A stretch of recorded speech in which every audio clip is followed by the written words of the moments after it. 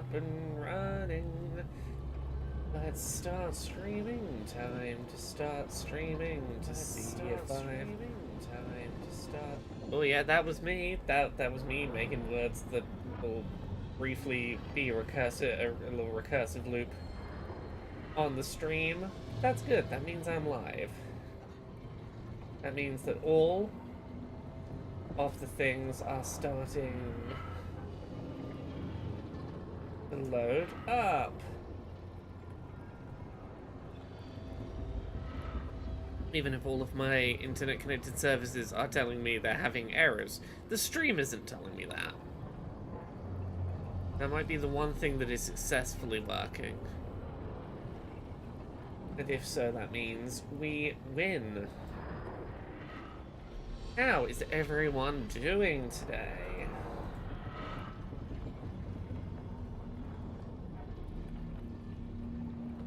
I'm just making sure I have all the social posts done. And then we will work out where we start today. Where do we start? What quest do we do? What do we want to do quest-wise today? We have Valara's companion quest. That seems like a good place to start. A search for missing Veil jumpers pits Valara and the team against demons in danger. Heralds the return of a long-forgotten threat. We could do this. We could find out what's going on with Valara. And that sounds like a combat-heavy quest, which makes it a good candidate for one to start with today. There will probably be fighting before we have any plot to do. Okay.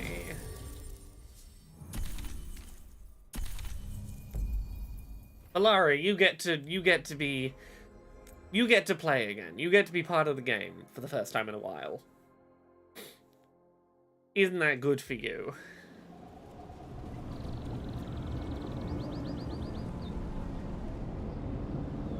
Oh, I've been so sniffly today. It's another stream of Laura doesn't know how long the stream's gonna be because she's all sniffly. They were here, but it's been a while. Fire's cold. Tracks are mostly gone. So where'd they go? Probably nearby. Supplies are still here, and untouched. So you think they'd be close? In the ruins. I mean, probably. But something feels... iffy. Rook? Let's be careful. Very, very careful. It is typically good advice to be careful. Very, very careful. I tend to recommend it. Yeah, I don't know whether it's... how much of it is germs, how much of it is dust getting kicked up, and how much of it is just... I'm cold and tired and... a little burned out and my immune system's gone. There we go. You've used up all your energy. Time to be low-level ill. Body need rest. Okay, I need to be inside. Let's get going. Oh, so this is where we did the boss fight during the mission where we got Valara as a companion. We fought the demon, we got the data thing. Saw when Solus was doing his ritual. But we can walk through these. Is that safe? It's the only way across, so I hope so. It's probably fine. Since when has warp gate travel ever been ill-advised?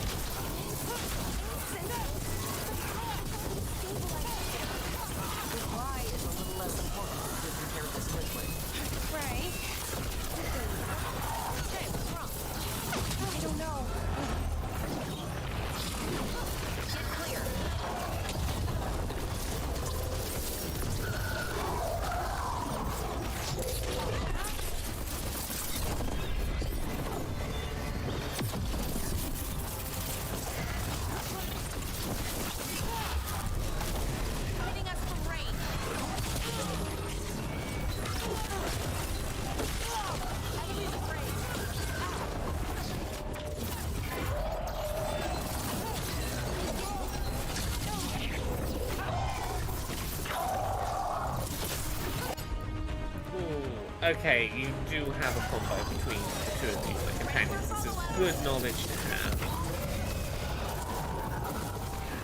Ooh, level 30. I can continue. Okay. I can continue with my specializations now. Now is when I want to spend skill points again. 3 to spend. Which half of the Spellblade can I do? Is it this half? I can do Veil Flurry.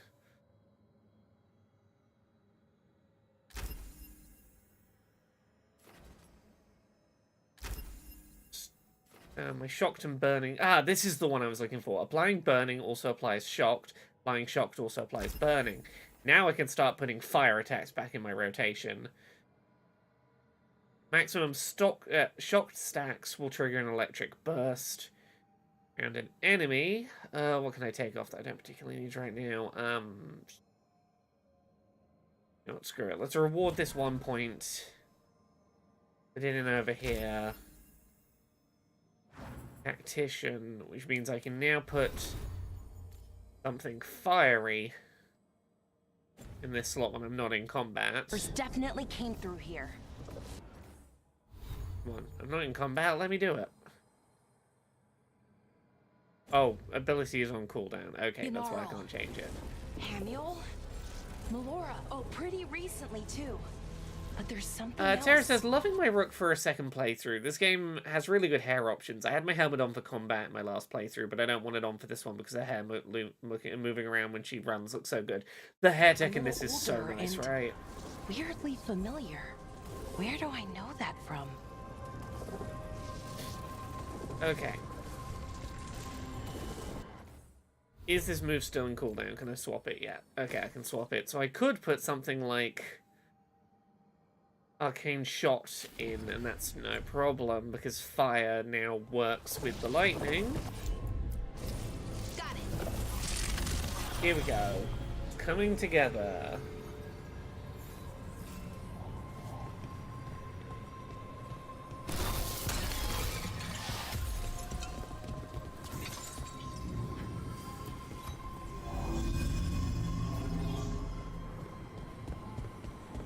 We'll have to cross here. Just, you know, don't look down.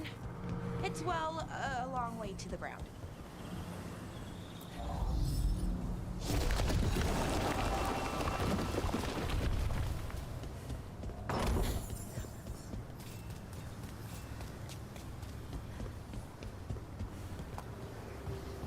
Not that big a gap. I could probably just run and leap that one. Firebolts and lightning, very, very frightening indeed. As said, we are quoting the famous Galileo Figaro, Magnifico, as it were.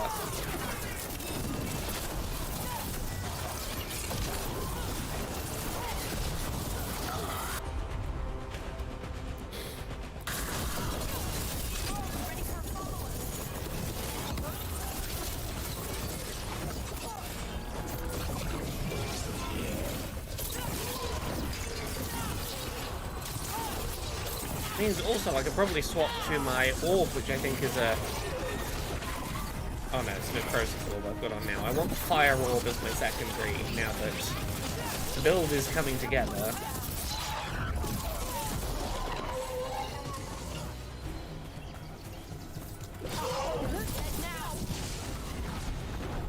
Ooh. More demons! I see you, demon. Where are you? There you are. Not that big. We got this.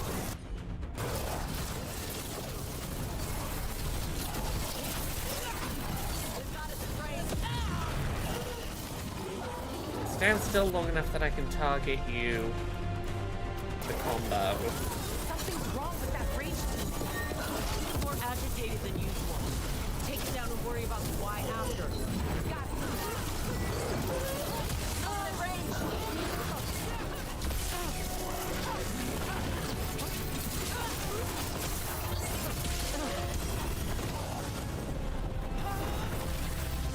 it. Hey, the BT. Mystery tattoo prediction. Who lives in a pineapple under your knee, SpongeBob SquarePants? So I would need to get a tattoo of a pineapple, and that tattoo of a pineapple would have to be under my knee. for SpongeBob to live there. Is that what I'm getting? That the tattoo wouldn't actually be of SpongeBob, it would just be a tattoo under my knee of a pineapple.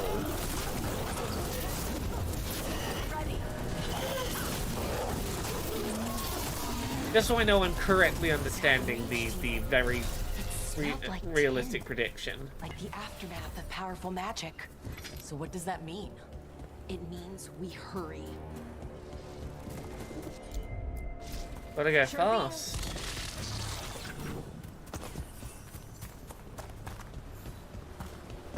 I'd have to run all the way back to get the, oh no, there's one here.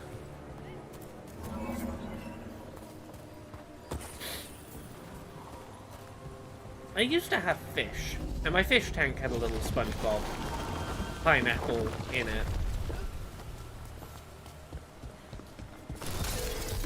The Game Awards nominees and categories are, as they have ever been, what can the industry generally agree they liked? What games sort of did everyone think was good? And no one was too in disagreement about? What did people have no differing opinions on awards of the year? That satchel. That was Melora's. Right, when will they add a Best Butt in Video So why Games would a award to the demon Game have it? Awards? And When? Where's Melora? I don't know. I wish I did, but I don't. There's something wrong about this place. The air feels heavy. Gonna try and find a way I can't out. think of any explanation that makes this a good thing. Then let's move. Yeah. Right. Hey Echo, quite the opening today. Good evening, fellow sodomites, anarchists, and transsexuals. That sure is a warm up.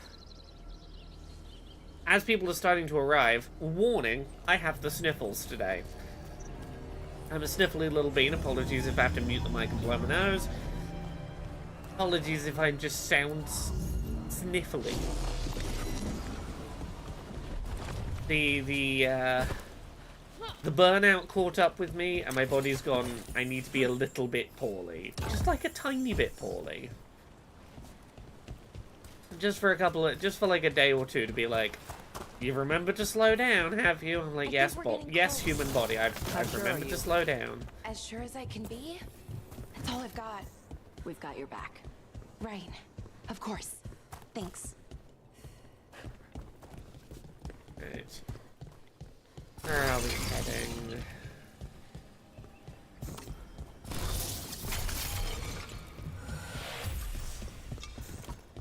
What is this Vashadan? Yeah, we went looking for some missing veil jumpers with Balara. That's what we're up to. Laura, you okay? We have to stop it. There Put they them are. down. Boris Shiban? I can't believe it. It's really you. I'd hoped you might come, but I didn't let myself believe it. Syrian. So yeah, for anyone who wasn't around or has forgotten, Balara's whole thing is I didn't correctly fix some of the veil jumping tech, and my brother died, and I'm very hung up on that. Seems that's not what happened. He's Mama? here. He's doing alright. Are you all right? You're dead. No. No, nothing could be further from the truth. He delivered me, as he will deliver us all. The kind of words spoken by someone not brainwashed. Who saved you? I did. I love when my savior appears in a puff of black smoke. So who are you, exactly? One who sought this form to speak with you all, who cannot yet manifest. Soon enough, though, with Syrian's aid. I am a Norris. They call me... A forgotten one. Oh, what are the other elf gods? Well done. Forgotten, but not gone. the sixth and the That's what we seventh needed, room even free, more elf and the way gods. stands clear. And I will guide our people to ascension, as the others have found, as these two will soon find. The demons. They were the Veil Jumpers. Hey, JK, how many playthroughs have you done of this game? I am on my second playthrough currently. I, because of work obligations, haven't had time to do much more than that. I can tell you there are different endings. Much like something like Mass Effect 2, theoretically everyone could die if you fuck up enough. There are endings unlocked by doing specific quest lines. There are different things you'll see depending on choices you make. Right. Let's see. Okay, so you've turned the Veil Jumpers into demons. Oh shit. Shit. You're right. Why, Syrian? Why do that to our people? We wanted to save them, not destroy them. I mean, they wouldn't... Alas, a regrettable possibility, if the ritual is done wrong. You told me it would give them strength, purity. You never said it could kill them. I had assumed you could handle such a trifling task, Syrian. Oh, that's some Perhaps real I chose fucking my herald poorly. victim-blaming bullshit. If you lack the conviction to see your people ascend, Why, Syrian? Why do this? Why him? I didn't even bother to tell you that this ritual might not ascend your people to godhood. It might kill them. I didn't even bother to tell you that. I thought you would be a talented enough person that it wouldn't fail and you wouldn't kill them. Why would I need to tell you that as if you were someone who might fail it? Really, it's on you for failing. Because only he offers the truth. Hey, Zilla, And thank is you very willing much for to the help bits. our people. How you doing? That's all I've ever wanted. All we've ever wanted. No. Not like this. Never like this. Why couldn't you stay a memory? That's the fucking worst. Oh, my dead brother I was really sad about being dead is alive. Oh no, he's alive like that. I'm so glad you're alive, but why couldn't you have just stayed dead in a memory? That's fucking rough. come now, Syrian. We will leave your sister to her contemplation, as well as other things.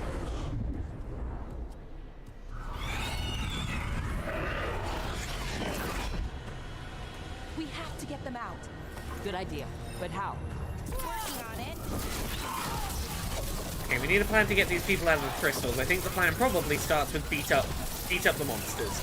Usually beating up the enemies is a good step one of trying to break an evil magic curse. Oh, we blasted that whole barrel up in a single attack. That was lovely. Hitting us from range.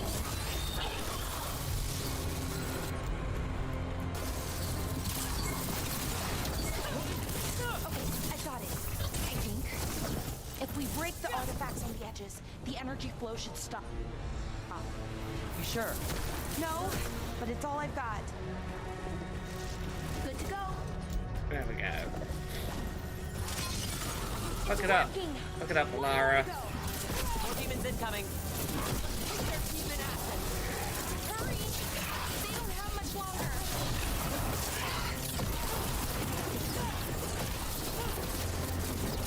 Oh, my lightning build is coming along well now. NK Man says, I only recently learned that your party members in this don't have actual health bars. Yeah, your party members are invincible. You are the only one whose health you actually have to think about, which I know some people aren't gonna like. I like only having to think about one health bar. There's extra skills and abilities at the table. Mine is the health that needs thinking about. Should be the last demons. Hang in there, Yanaro.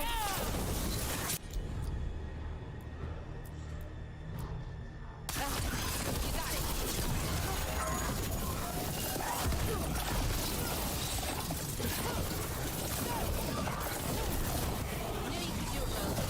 Okay, let me laser that toxic. Yes, this is really getting to the point where my electricity wizard powers are coming into their own.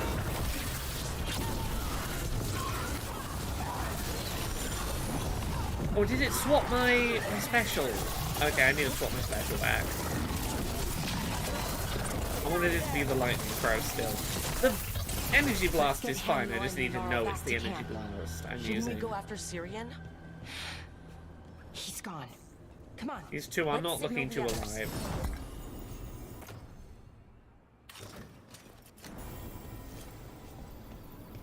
I feel like you could do a weird challenge run with this where your party members could theoretically do all the work. Quite possibly. I genuinely have no idea if there's, like, some games like that will have weird rules about, like, your party members don't do the finishing blows to enemies or stuff like that, but I don't think that's the case here. You could do a build that's, like, whatever ways you've got of, like, healing yourself, dodging better, staying out of being hit, and try and just let them do it for you. Yeah, let's let them know where we are. Okay, I'll give them a Oh, signal. I imagine it'd be painfully slow. They don't do a lot of auto-attacking damage, they're mainly there to be your secondary ability slots. Very Mass Effect in that regard.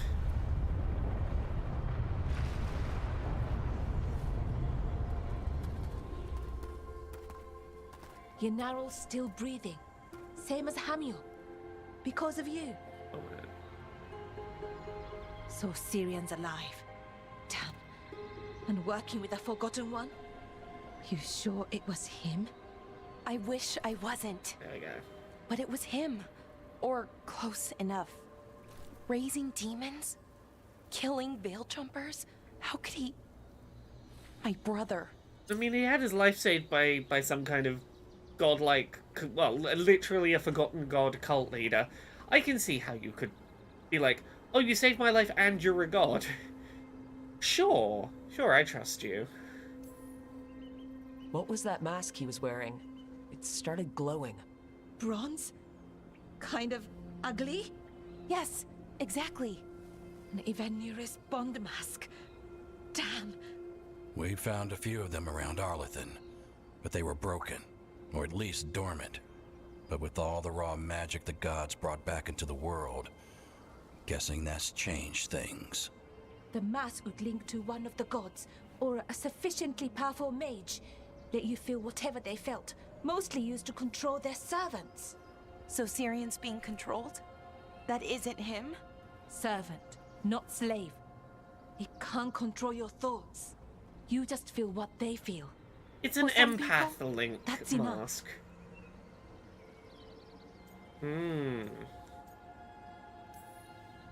That's deeply unsettling.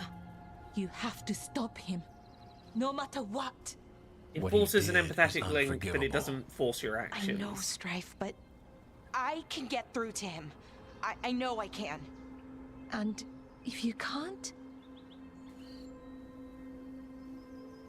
Let's not worry about that. Right. Let's go. Let's just not worry about that. We're gonna do it. We're gonna save him. Everything's gonna be fine. The forest will be delightful.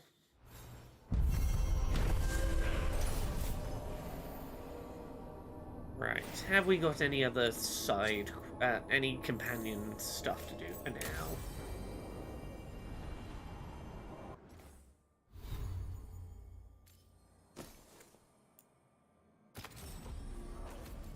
There we go, I'm back to my cool crow power. Let's go to the lighthouse and see if any of my friends have new things for us to do.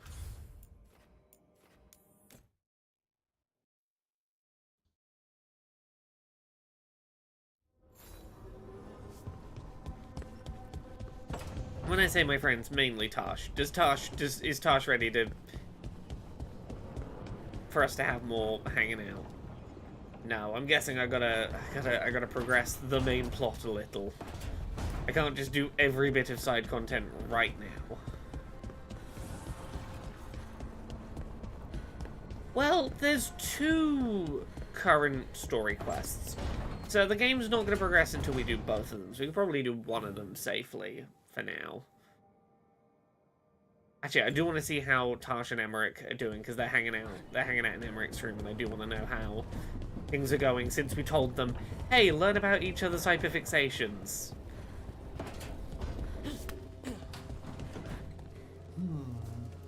What? I saw a spirit of devotion flickering for a moment. Like a demon? Not at all. Spirits of devotion are kindly. One sees them around new couples from time to time. Like me and Rook? It's a harmless spirit. It only wishes to observe your happiness. Okay, as long as it stays a spirit. Tell it to stay out of corpses. Devotion would never use a corpse. But you will tell it. If you wish. These two's slowly building friendship brings me much joy. Right, what are our things right now? It's head to Docktown, follow up on a new case for Nev, or there's a the Gloom Howler has attacked a secret Grey Warden location. Oh yeah, we can go do this. We can go do more of Davrin's quest to try and track down the person that stole all the griffins. Let's go do that. Let's go do stuff with Davrin.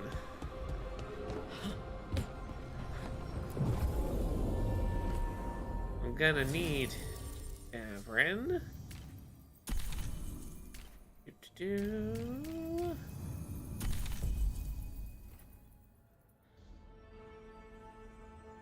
Echo says, you two, go sit in the corner and learn about each other's hyperfixations. It's how I've managed to set up at least 4 of my friends, to be honest. Look, once you realize it's like, oh, you don't like the thing the other one likes, but you will understand, you know how you like that thing? This is that thing, but for you. You're sorted at that point. Venatory barrier crystals. Whoever came this way didn't Okay, want to be followed. I'm gonna go do this Venatory doing barrier crystals mission before I go do the mission we're actually here to do. Because otherwise, every time I come to this location, I'm going to get that one line of dialogue. We're going to get it again, because I fast-traveled. Venatory barrier crystals. Whoever came this way didn't want to be followed. What are they doing in the Hosberg wetlands? I accidentally triggered this. I broke one set of crystals, not realizing it was going to start this quest.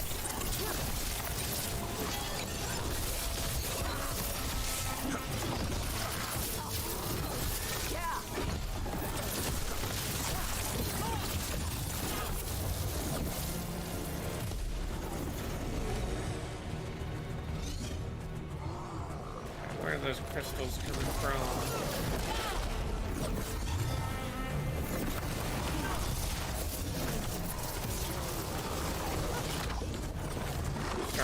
Who's throwing stuff at me? Stop it.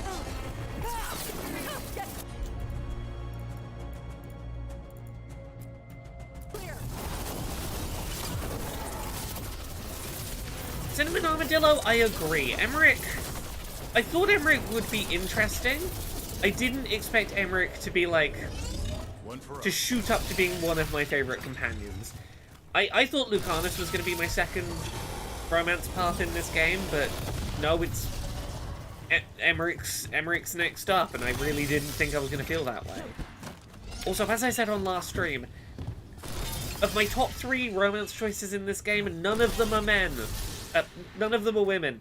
There are no women in my top 3 romances in this.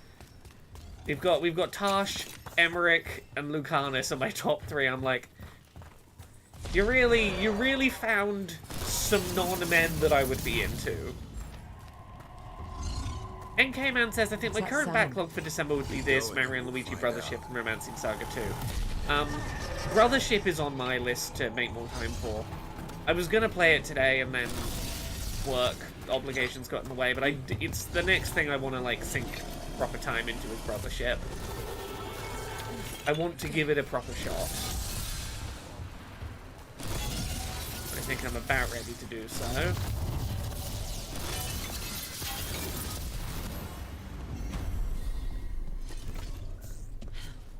In the gayest game ever, you're mostly straight. I mean, look, I've always said, while I will usually say lesbian, what I mean is reluctant bisexual.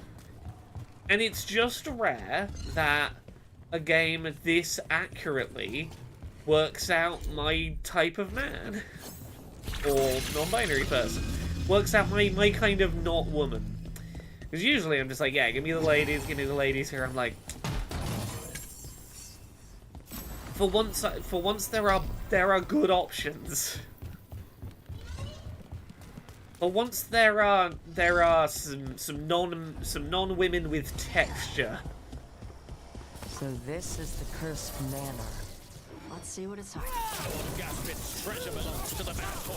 Now I'm supposed to be fighting these people. I'm just gonna take the stupid crystals out first.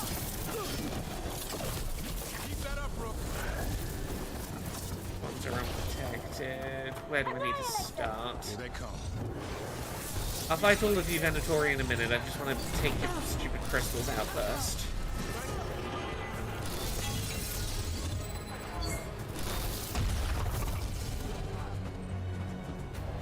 I'm sure my companions can handle this for a minute. While I run around smashing up jewellery. You got this, right? Right, companions?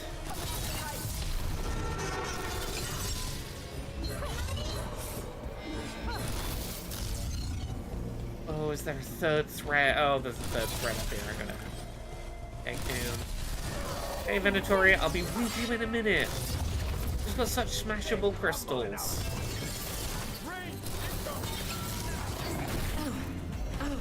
Wanna know what you got down here? Oh, I need to not be in combat to even open that. What a surprise, I have no mana after I used all my mana smashing crystals.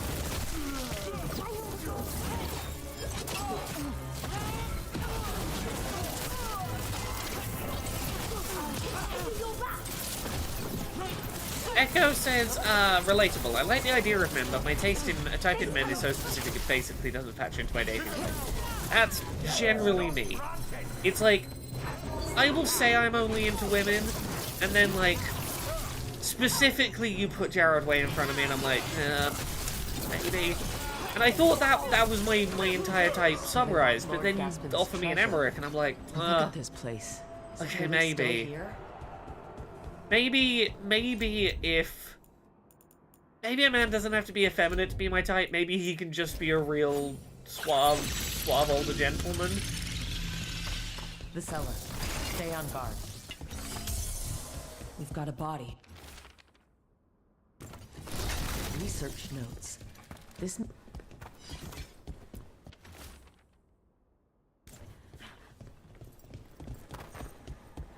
Got here, activate. Glorious creatures. Consuming obsession. Who said you were allowed? Skyrim was the real surprise for me, says Terra. During all the promo stuff, he didn't seem that interesting, but he immediately became one of my favorites. I want to like him more. He's lovely. He's sweet. His quest to learn to be a dad for the bird is cute, and Assad like really does bring him up, in my opinion. But he's ultimately characterized not enough of a dickbag for me. Like he's not enough of a grumpy jerk about it. Like I want him to start off like a little more resentful of his whole situation with Hassan and have to like soften up over time. He's a little too much like the person at your D&D group who over 5 campaigns has only ever played every single time without fail a human paladin, a human lawful good paladin. Every single campaign he wants to be a human lawful good paladin again. And it's like there's nothing wrong with that, but like I've got spicier tastes.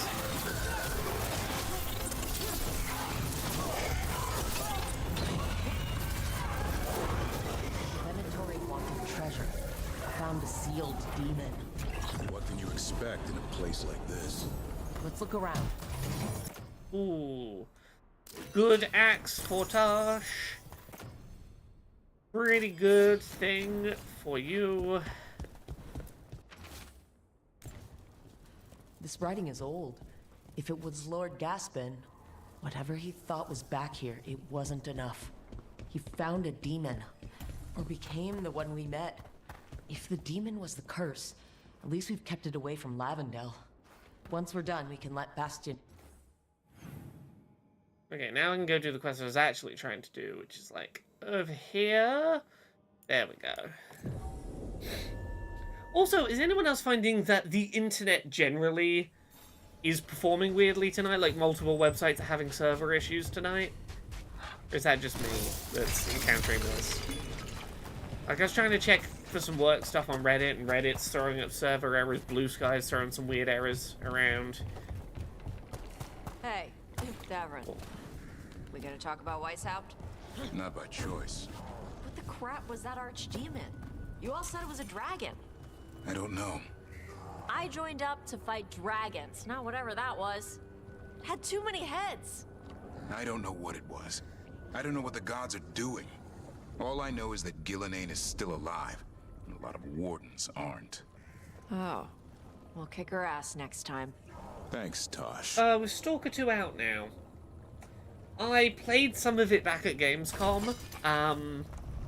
Trouble ahead. I'm glad for the people who are going to have a great time with it. Every time I've played that game at previews, it has been... It has felt like that game wants me to have a bad time, and like it doesn't want me to enjoy playing it. And I get it, it's supposed to be grimdark, miserable, everything's against you, but like... I don't remember the last time I played a game that felt so much like it resented the fact I wanted to play it.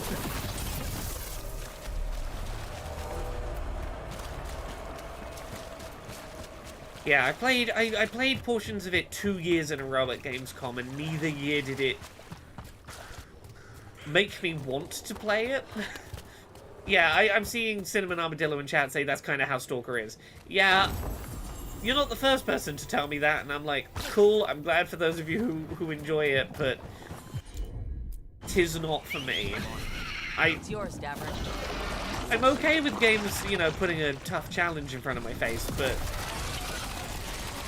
you know, at least if I'm playing like a Dark Souls, I feel like the game wants me to overcome its big challenge, whereas Stalker's like, nah, fuck you for trying. Stalker 2. It's unplayable for me at the moment. It's got a bug that literally gives you stick drift. I can't play FPS with mouse and keyboard.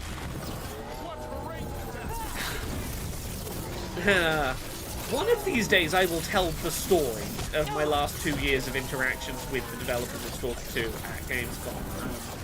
I will give you the vague version that, like, can't be turned into drama here.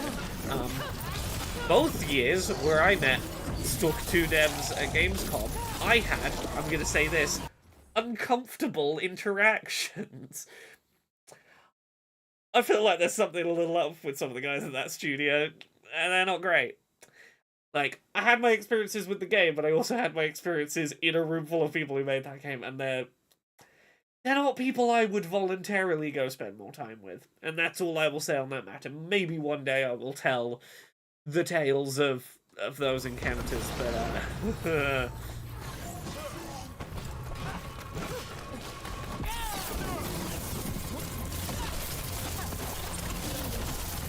I put it this way, the editor who sent me out to Gamescom, I was like, if you want to cover a game from that studio at a future Gamescom, I will send someone else to go cover it, rather than me. I'll leave that in someone else's hands.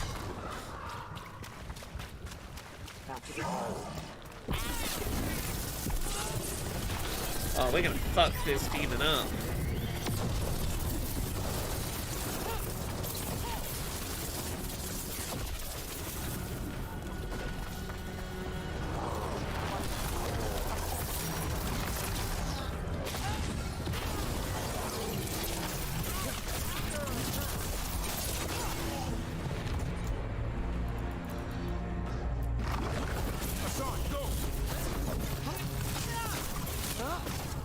Oh, we are clearing through here.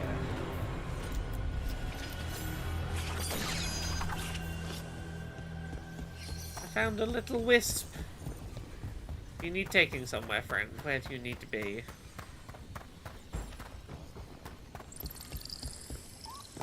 Davrin, I think this is where those wardens were attacked. The cauldron. Let's have a look. I have no idea where that whisper needed to be. That's apparently not where we're going. Yeah. A bad day at the cauldron. What could do that? And what have they been hiding inside? Thimber, I'll say this. The people I interact with weren't acting in a way where that to me says person who had to get away from a war zone. They were acting in ways that were just like shitty man behavior.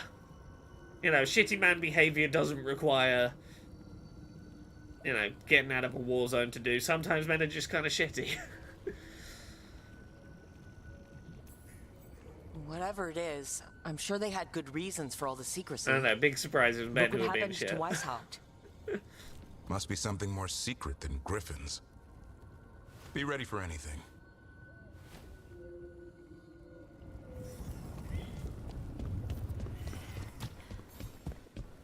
Azan can get us up there. Ah, you can break the thing.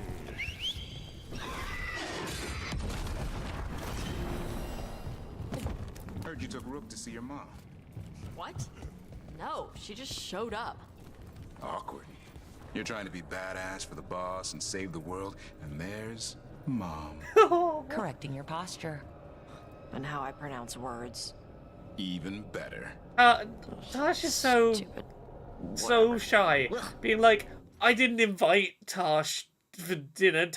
I didn't invite Rook for dinner. Rook just showed up. It wasn't anything. Let's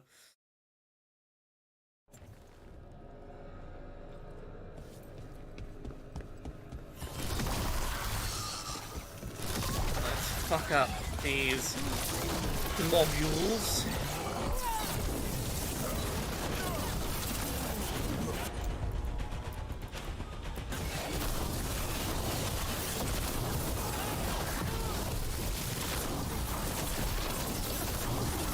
Oh, this is it. This is the spell blade I was trying to put together. Look at this beauty of a build.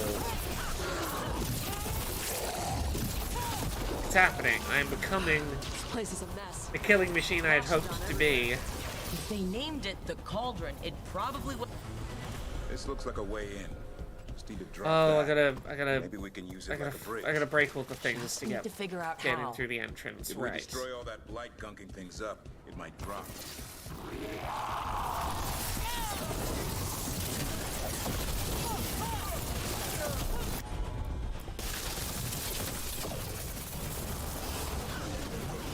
I'm actually just gonna run past these objectives. Ooh. Timber says, Xbox just launched a beta for stream games that you own today, including Life is Strange Double Exposure. Once again, Laura's on a roll. Yeah, so this is the... Because previously you could only use xCloud to stream games that were part of Game Pass. You couldn't, like, if you owned a game that wasn't a Game Pass game, you couldn't stream it, like, to, say, the Steam Deck, if that's where you like to play your Xbox games. But apparently you can now, which is good. I like that. I'm curious how big that list of first ones they're doing is.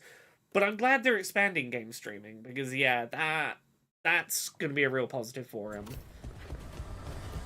Or if your library being xCloud streamable is only a good thing. Ah, Donut County's rad. It is a very platinumable game for sure.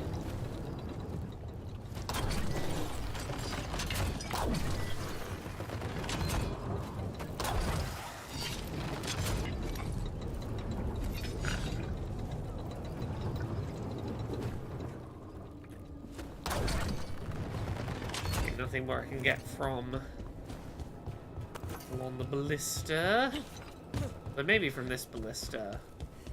If I did not live in Australia, I might touch game streaming. Yeah, no, that is not a feature that plays well with Australian internet, from what I hear. Yes, over here in the UK, it's a fairly viable option. It's not 100% perfect by any means, but before I had something like the ROG Ally, like a decently powerful Windows handheld that could run Game Pass stuff, it was how I was doing, like, when I wanted to check out Game Pass titles, I wanted to do it on a handheld ideally, and I was just streaming through a web browser on the Steam Deck, and that was generally how I was playing Steam Deck. Game Pass games for a while, but I wanted to just dip my toes into a thing I wasn't sure if I was ready to commit time to yet. Like, I just want to play a little bit and see if it's good. Yeah.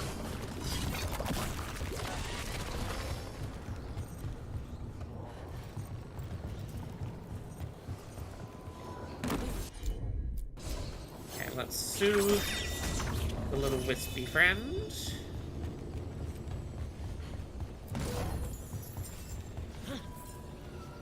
Ah! Oh! What happened there? What did I fall through?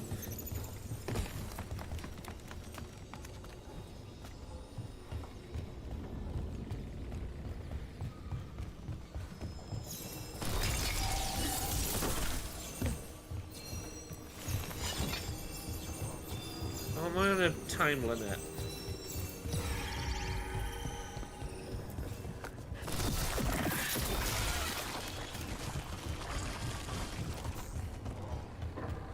Okay, I'm trying to get the wisp to there. Okay. Can't do this without a wisp. Got your wisp? Okay, let's run. Let's run. Speedrunning wisp traversal. Come on, little buddy. I'm gonna get you there.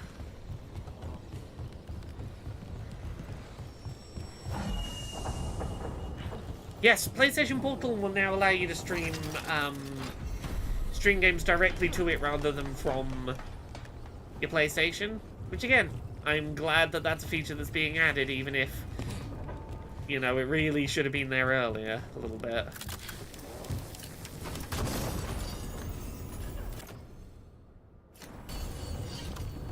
Oh, I've been very much enjoying the last few days. Christian church choirs starting to sing covers of Madonna's like a prayer because of that one sort of lower the bridge. Choir cover, that cover of it that shows up in Deadpool versus Wolverine. Like a Prayer is not a song about praying to God. If it was, it would be a prayer, not like a prayer. When you call my name, it's like a little prayer. Down on my knees, I'm gonna take you there. It's not about praying. It's not about praying. I know what you think church is. It's not about praying. You are not praising the Lord the way you think you are.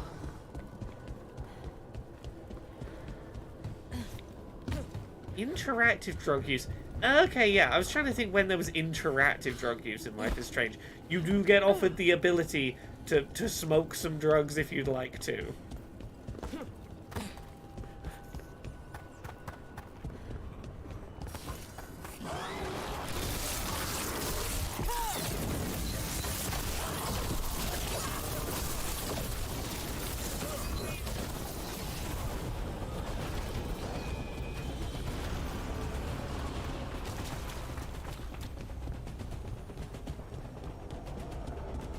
Careful with my words. I'm very careful about my words. For certain. Tosh, I want to get this right. They told me you use they now? Who's they? You. Or do you mean them, the ones who told me? Oh, wait, I get it. The stuff is such a pain. Hey, if I messed it up... No, you're fine. It's just... You know the first couple days in a new suit of armor? It's good. It's better than the old stuff. But you're still clunking around trying to figure out how to walk again? Or take a piss in the woods? At least that hasn't changed. NK-Man makes a good point. I quite like here. I had a bit of a thought regarding how people tend to say it gets better later for games with low starts. That entire sentence I realised should be reframed into the payoff is worth it. I mean, sometimes it gets better X amount in is more accurate, but like, yeah, sometimes it's like, it's good from the start, but the payoff, the payoff is worth it is sometimes a better way to frame it. I like that. Oh, I saw they'd got Doom running on Alamo. Now, yeah, Doom on Alamo is indeed a thing. It's not. That's none of the mods I want for Alamo, though. I want mods that do much more practical things. Like the ability to make the I got into bed and it plays sleepy time Zelda sat by a campfire music. I want it to play that for more than 5 minutes. Damn. I want that to run for like 20 minutes so I have time to fall asleep properly before it stops. And like, I want functionality mods more than I want to play Doom on it.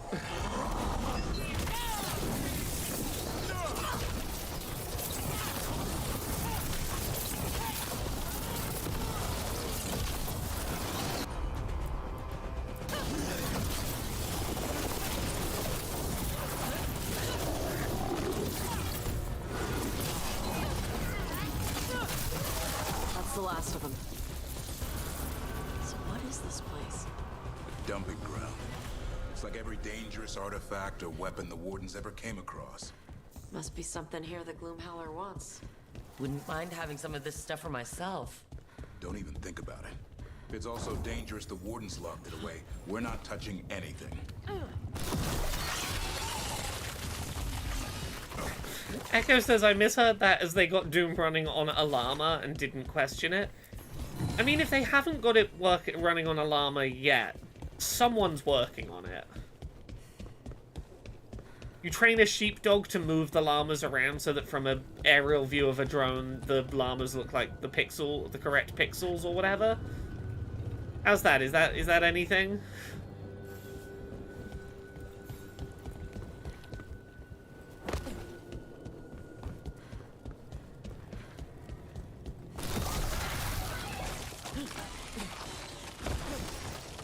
That did it. Bridge is down. Get in now. We're in. Welcome to the Cauldron. I still don't understand what this place is. Let's find out.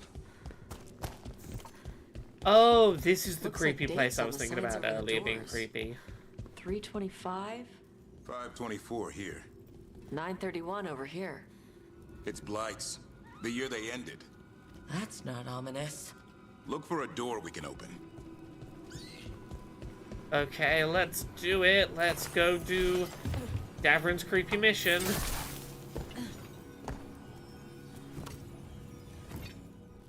It's gonna get creepy.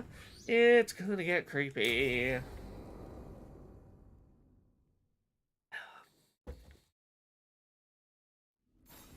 Ugh. Skeletons. Oh, too many Why'd they have to messages do going. that with the bones? Seems a little careless. This can't be. Davrin and Tosh, no healers then. No, but like, do I need healers? There's a lot of them. It'll be fine. It'll be fine. How bad could this mission go without a dedicated healer? Good. We need to save those griffins she stole. Hassan, you stay here. No questions. It's too much. Unbelievable. Ooh, Thimba, congrats. Archdemon. So that's what the neat. cauldron really is. A giant tomb. So all the other rooms with dates on them?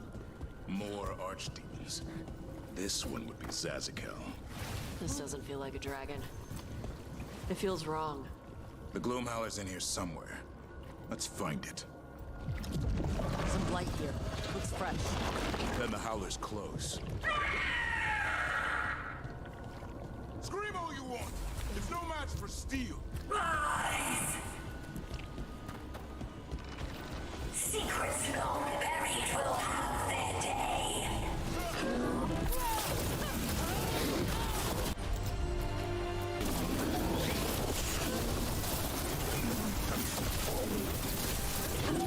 Destroy the Blight boys. That'll stop the schools. Got it! Okay. I'm gonna go burst those blight boils as quickly as I can. Stop new ones spawning in.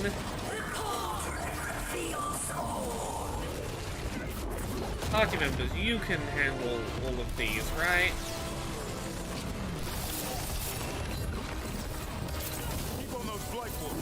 some up top.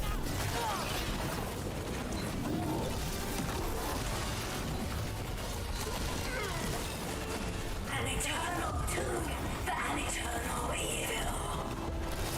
Dude, these ones. Brooke, we need to get to higher ground. Follow me.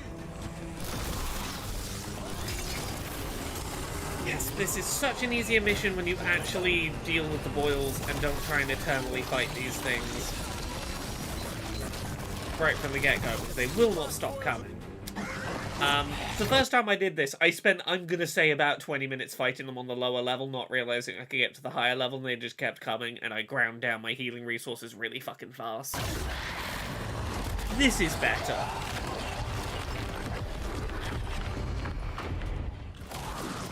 This is going well. Surrounded by friends. Surrounded by sharp claws. Whoever you are, face me!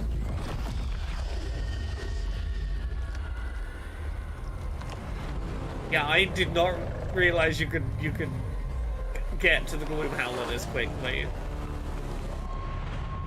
What are you? A ward against the darkness. Grimlock Master, currently no. Currently we're still in the world of...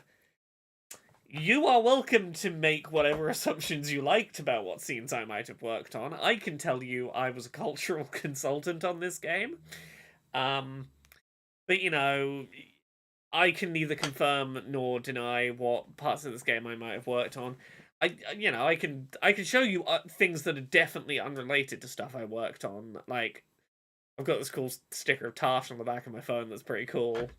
You know, but I can't tell you what I did on the game, though. Can't do that. You are the darkness. You're a monster. To those who made me, Where are the other griffins? I liberated them. You liberated them. Did you liberate them from life in existence? Echo says, clearly Laura was lead writer, programmer, artist, and CEO. Yeah, I solo developed this game. I was a solo indie dev on this game. Or, as Jane likes to say, I'm cultural consultant. Anytime you see yogurt, milk, or cheese in this game, you know, things that have an active culture in them, I did those. I was responsible for the yogurt and cheese in the game.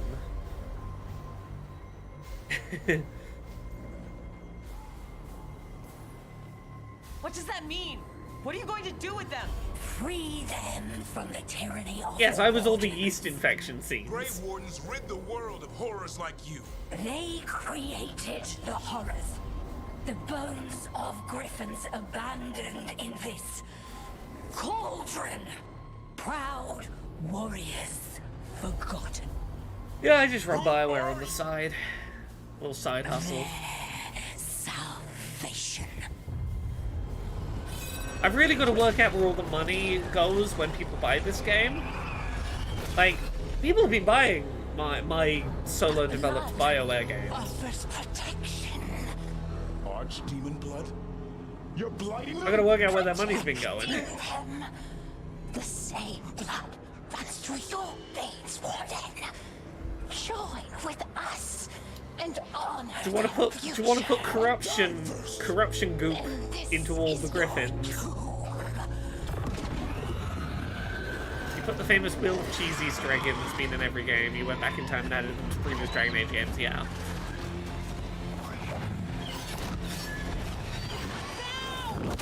The Dragon Age franchise is just a hobby you do to stop you getting bored in between podcasts. Yeah, like, you know, this time I did a Dragon Age, next time I get bored I might, like, just invent, like, you know, I do the Elder Scrolls games as well. I'm gonna eventually get around to making the next Elder Scrolls, you know, when I've got downtime between podcast sessions, you know how it is.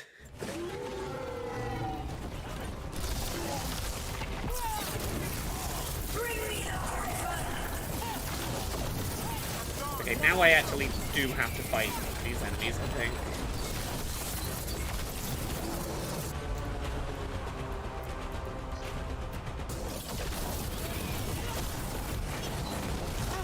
Anyone have eyes on the Gloom Howler? Worry about the Darkspawn first, or they'll get some. Ooh.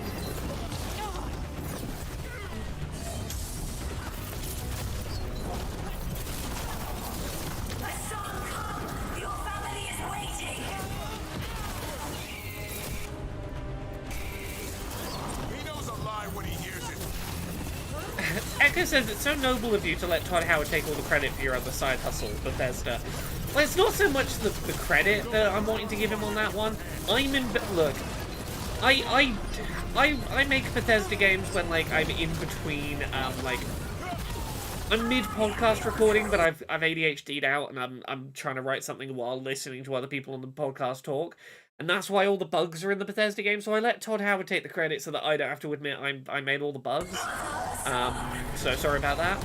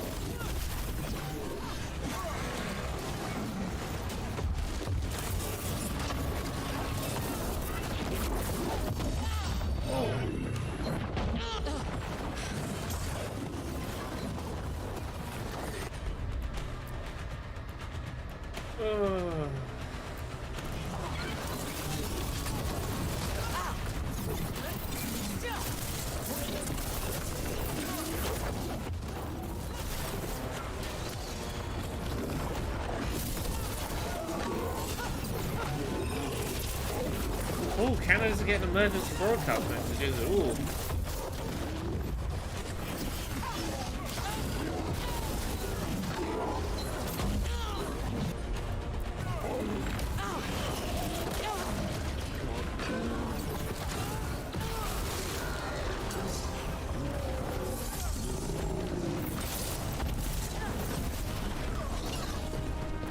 Oh, just a test. No one can play Microsoft Flight Simulator? Yeah, the last Microsoft Flight Sim was the same. The first, like, 48 hours, the servers were just fucking unusable. It's why I've not even tried booting it up yet. I was like, oh, it's out, and maybe I'll check it out before composition, and I was like, no, it's day one of a Flight Sim launch. It's going to be unplayable. Like, I hate to be cynical, but I'm glad that I was correct to be cynical.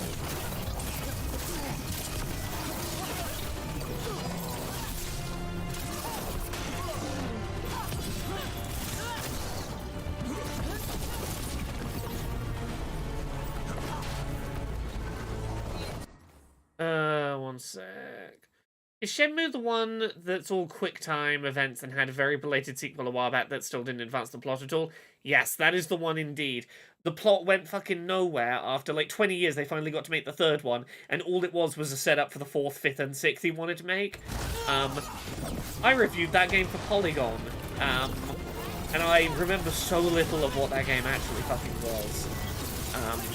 You know what? I want to remind myself what my fucking review of Shenmue 3 was. That might have been the biggest game I got to review for Polygon was fucking Shenmue 3. Shenmue 3 and Disco Elysium are the two I remember most. Let's look for like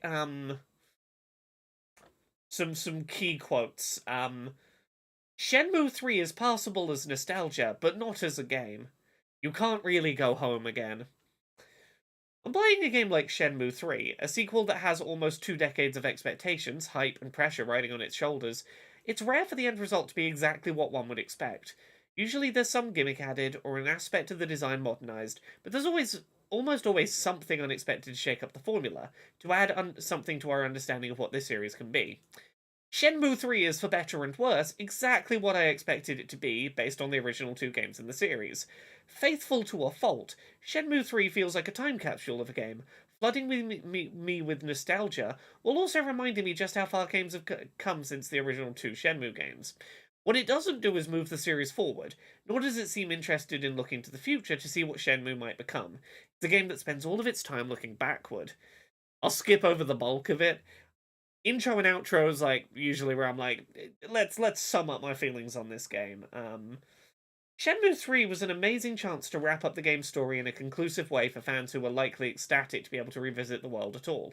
But sadly, the temptation to set up yet another sequel that will probably never come to pass proved too great. It's not the lack of elegant dialogue or the glitches that make this game so disappointing, but the idea that a series that was too obsessed with what would be possible from gaming in the future has turned into a way for people to attempt to revisit the past. I was on my game on that review. That's a good fucking review from me. Or well-written review. It's not a positive review. Yes, Shenmue 1 and 2 are like, we're overly ambitious games trying to be the future of game design, doing ideas before we were, like, the industry was really ready for them. And then Shenmue 3 was, look, we're doing all the stuff from Shenmue 1 and 2. It's like, well, yeah, but that was never why Shenmue was interesting. Shenmue was interesting because it was janky but ambitious. Yeah.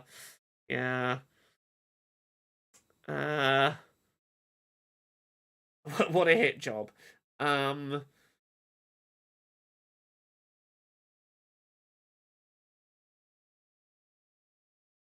Shenmue was paced like a manga, just like many Japanese games, because devs looked toward manga and anime rather than movies. Yeah, but even manga and anime, like, conclude arcs. Like, oh, the Chunin exam arc in Naruto. Like, you have conclusion points. And yes, the Yakuza games are what Shenmue always should have strived to be.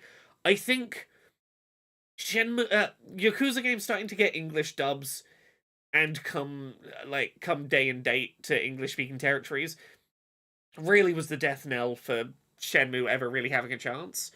God. There's a couple of those reviews for Polygon I look back on, I'm like, I was on my fucking A game as a writer on some of those reviews.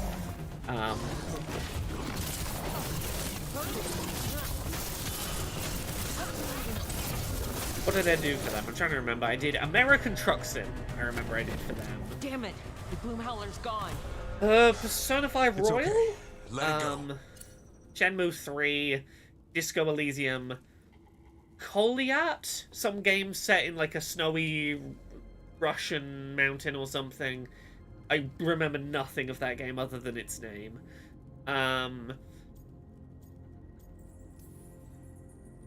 Is letting it escape some deep, complicated monster hunter strategy?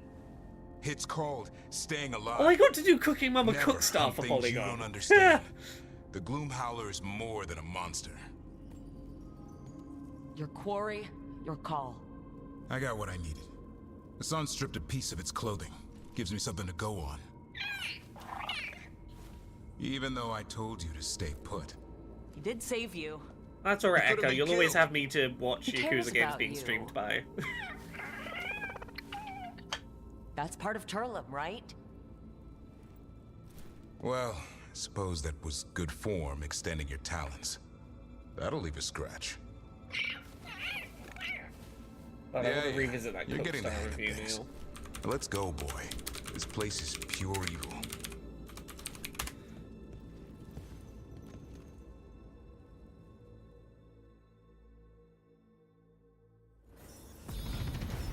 Cooking Mama Cook Star. Undercooked, not worth the controversy. Cooking Mama deserves better. Let me have a look for how did I let me read my last paragraphs on this. How did I end it?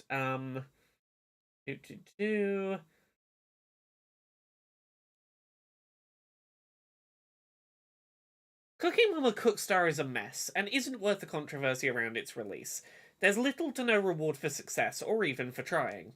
The motion controls don't work, the content is often recycled from past games, the fact that it was somehow released in this state is kind of interesting, and physical copies may become collector's items, but that will only be due to their rarity, not any value in the game itself.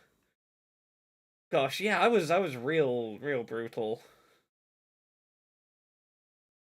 I'm nearly done reminiscing. I want to look at my Disco Elysium review. That is the I got to give one of Polygon's very rare 10 out of 10 scores for Disco Elysium, and I want to revisit what I said to convince them, because I was like, I talked them through, I was like, I want to give it a 10. Can we give it an Editor's Choice Award? Which is a thing they occasionally do, and I think they did for... This is back when they were still scoring reviews. Have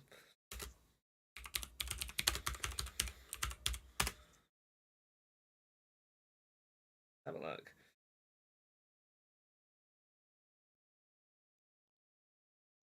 Don't play to win, play to become someone else. Oh yeah, we gave it the Polygon Recommends label. Polygon Recommends is our way of endorsing our favourite games. When we award the Polygon Recommends badge, it's because we believe the recipient is uniquely thought-provoking, entertaining, inventive, or fun. Yeah, I talked the editor into that, and I stand by that. Let me look how I ended this. Let me look at the end of this review. Disco Elysium shines most when it gets weird.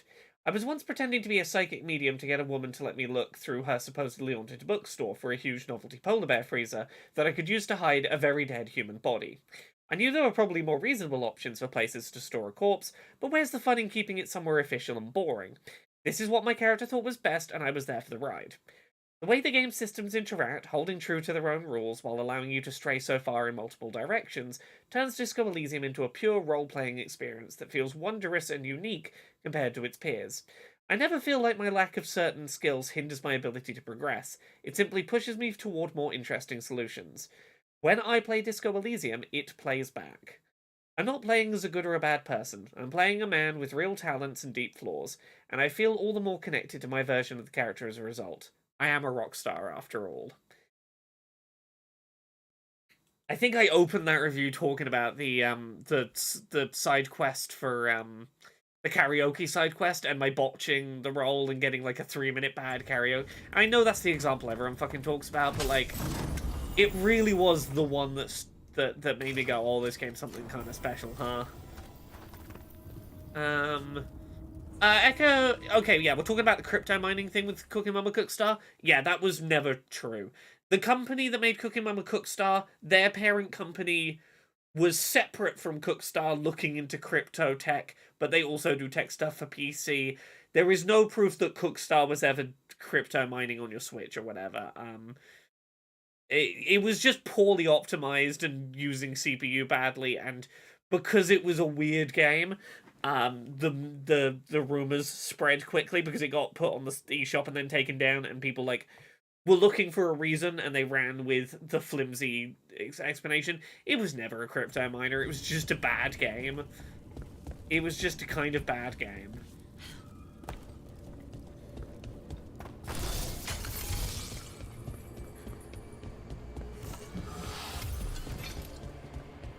Yeah, if you got any questions about Cookstar and whether stuff was actually real with it or not, let me know. Say I ever want to see this place again. I made that game my life for a while.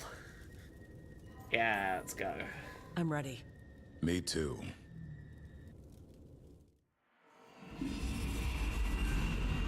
Archdemon blood's as dangerous as it gets. Grey Wardens keep it locked away for good reason. The stuff is pure evil. Ooh. But not as evil as using it to blight the only griffins in the world. Now the Gloom Howler held that honor. Hassan's brothers and sisters needed a miracle. And it would be up to Davrin and his flying friend to deliver.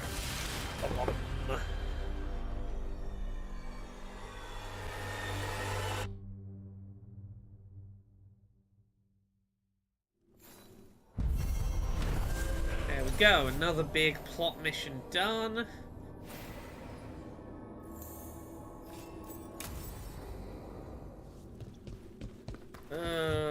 Where's the plot trying to take us now? Oh, it's trying to take us to the Cobbled Swamp for Nev's quest. I'm gonna go back to the lighthouse first. I don't want to pick up too many more quests and progress the plot too much more before I get on top of the quests we currently have available.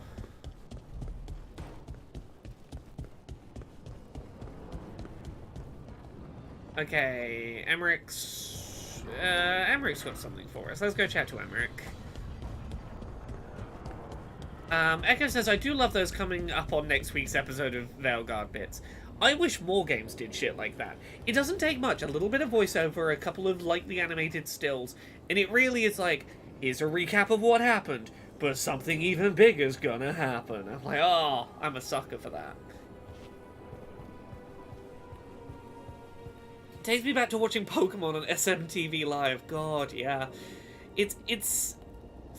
The one that did it best still, I think, is the first Alan Wake, with its, like, chapters and, like, little last time on Alan Wake recaps and shit.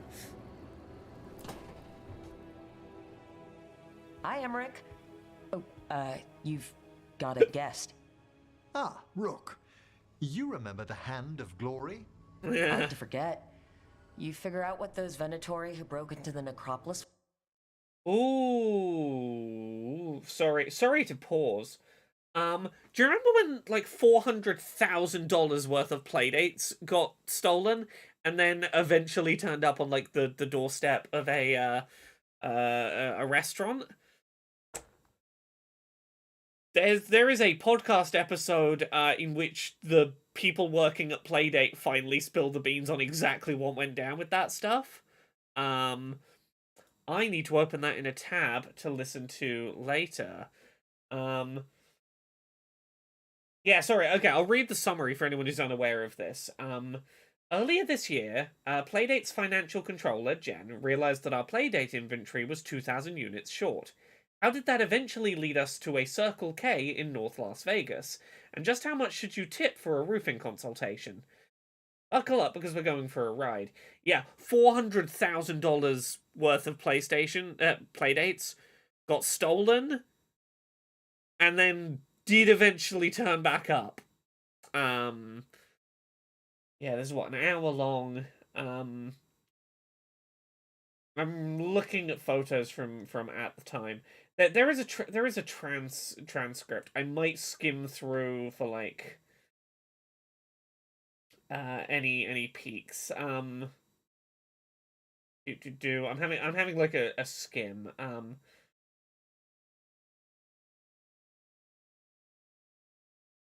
Okay, so, to use a Playdate, you have to register it online. And this is what I was saying at the time, is, like, this is probably how these missing ones will... Like, I'm guessing they know which ones were stolen, which serial numbers they have. If you try and register them, they'll fail to register or something, and, like, it'll become clear to whoever's selling them that they're unsellable because they've been deactivated. I'm having a quick read of the transcript of this video, because I'm curious now. We know the units that are on the pallet. We know exactly which serial numbers are missing. We don't track individual playdates until they're registered by a user, but we know how those playdates are packaged and what cartons they're included in. So I went back and looked at the history of the cartons, and it was very clear we were missing 48 cartons. He realized 7 of the supposedly missing playdates had been activated and registered by people. Did these somehow get included in our stock at our warehouse and sent out to legitimate customers?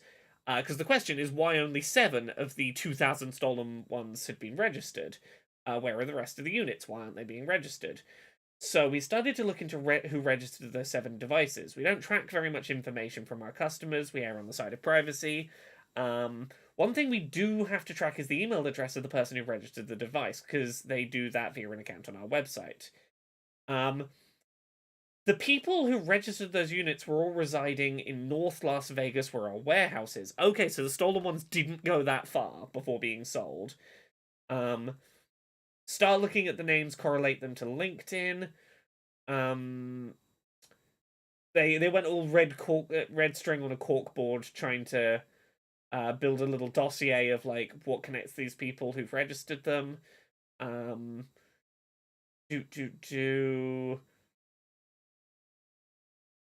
Skimming. It's like an hour-long conversation, so I'm trying to get the short version of this story. I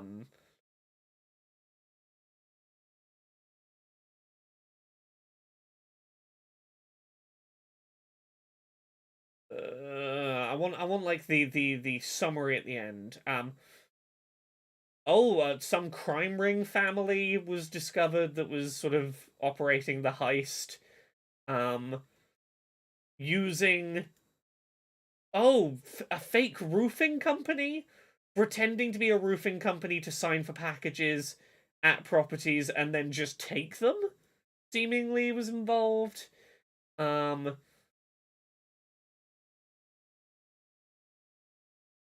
need to listen to this properly in full another time. This is not the time for me to try and get this story. If you are curious about the story of a bunch of stolen playdates, I'm gonna put the link in chat because I am fascinated and I want to know what's going on now. The Tojo clan coming together for one last heist. The Holmes family from Boston. Well, yeah, Echo, that was my assumption originally, was, like, the construction company next door signed for them, thought they could flip them on the cheap, something like that. Didn't realize they needed registering before they would work, and that, like, that would stop them, but, like, yeah. I'm looking through here, and there's, like, a whole, like, crime, like, a family-run crime syndicate being uncovered, like, running a fake roofing company to be standing places to sign for shit, and I'm like... That's fucking interesting. I'm gonna listen to that tomorrow while I'm working. That sounds cool. Anyway, we were trying to find out whose hand of glory Emmerich has by talking to a corpse. The hand is how they broke in. The simpler undead are blind to its bearer when its tapers are lit. Sadly, only a death mage could have provided them with this forbidden necromancy. If they're helping the Venatori, that has to stop. Agreed. I've made some inquiries. This man is one of the Death Mage's victims. If he knows where this rogue necromancer is hiding, my corpse whispering will give us the answer. Ooh. Once again, there is the option to be like, I'm scared of corpses. That's a bad way to die. The other watchers are attempting to find his family, at the least. I must warn you, it will be harder to coax answers from this poor man than from the dead I spoke to in the necropolis. Let flame rekindle your sight. Let breath and light rise again. Who did this to you? Eyes hidden. Yes, confidence scams are the most interesting scams out there. Give us a name. As someone who definitely has never done a confidence scam, I find them interesting. The spirits shriek. They come. A name? Blackthorn.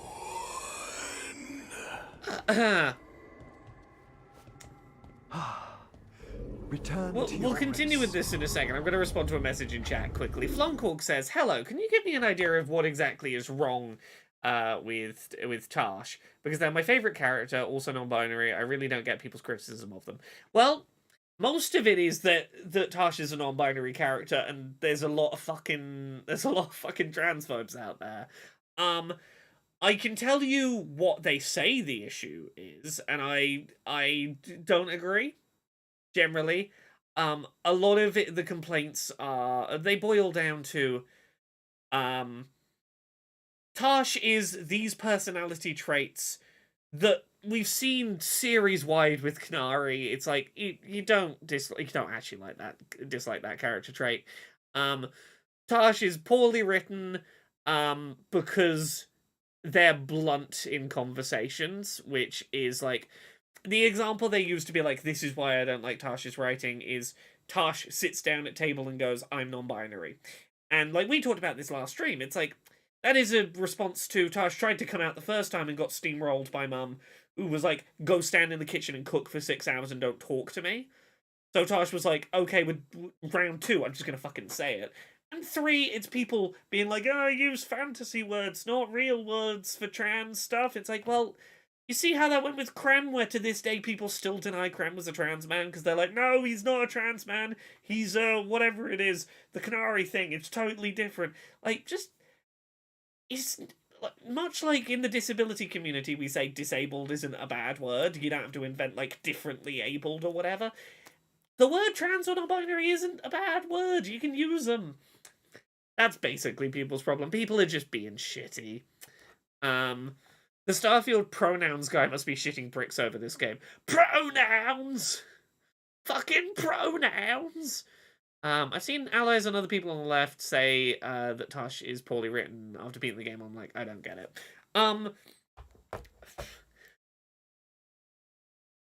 Not every character's writing is going to be to everyone's taste. I genuinely think a lot of it is people who are like, even well-meaning people who are like, I'm used to my media dancing around trans identity and sort of dancing around the edges of it, and it feels jarring to me when transness is directly addressed. Like, there's a lot of well-meaning lefty types who genuinely have to unpack some shit around, like, why do you find it so weird to say the word trans? Like, why are you so intent that we should be talking about transness in fantasy language when we can just say the thing we know we're all talking about and let trans people go, oh shit, that is definitely the thing that I am that's going on here. That's kind of cool, right? Lauren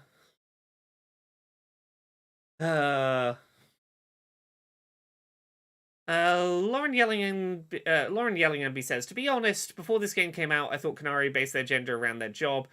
This because of conversations with Sten and Origins. Most of so life under the Cune is very, you do this job role, we assign you this gender, and that is generally speaking how things have been treated under the Cune. But just because a society says your gender is based on these observations we make of how you behave and or your physiology doesn't mean someone can't go, actually, I don't like that. That don't fit for me. That don't work.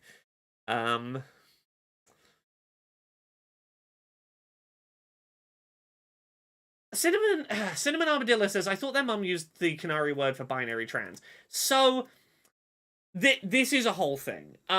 The word, I forget what the fucking word is.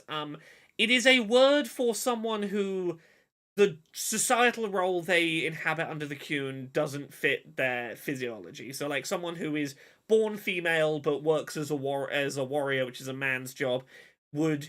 Like, this is the problem with, like, using that fantasy term, which I forget what the fucking word is. It's both used to mean, like, Shathan uses it kind of like it might mean binary transition for a Canary, but also it's used for Canary who definitely don't identify as trans, who are just like, I want to do a gender non-conforming job, and that puts me in a different category.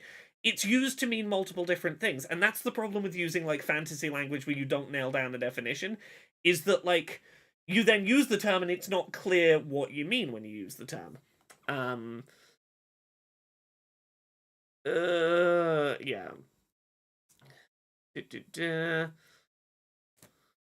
Echo says, I can kind of get behind that. Would have saved me having to customer service voice my way out of awkward and irritating conversations if I could just reply my gender is retail.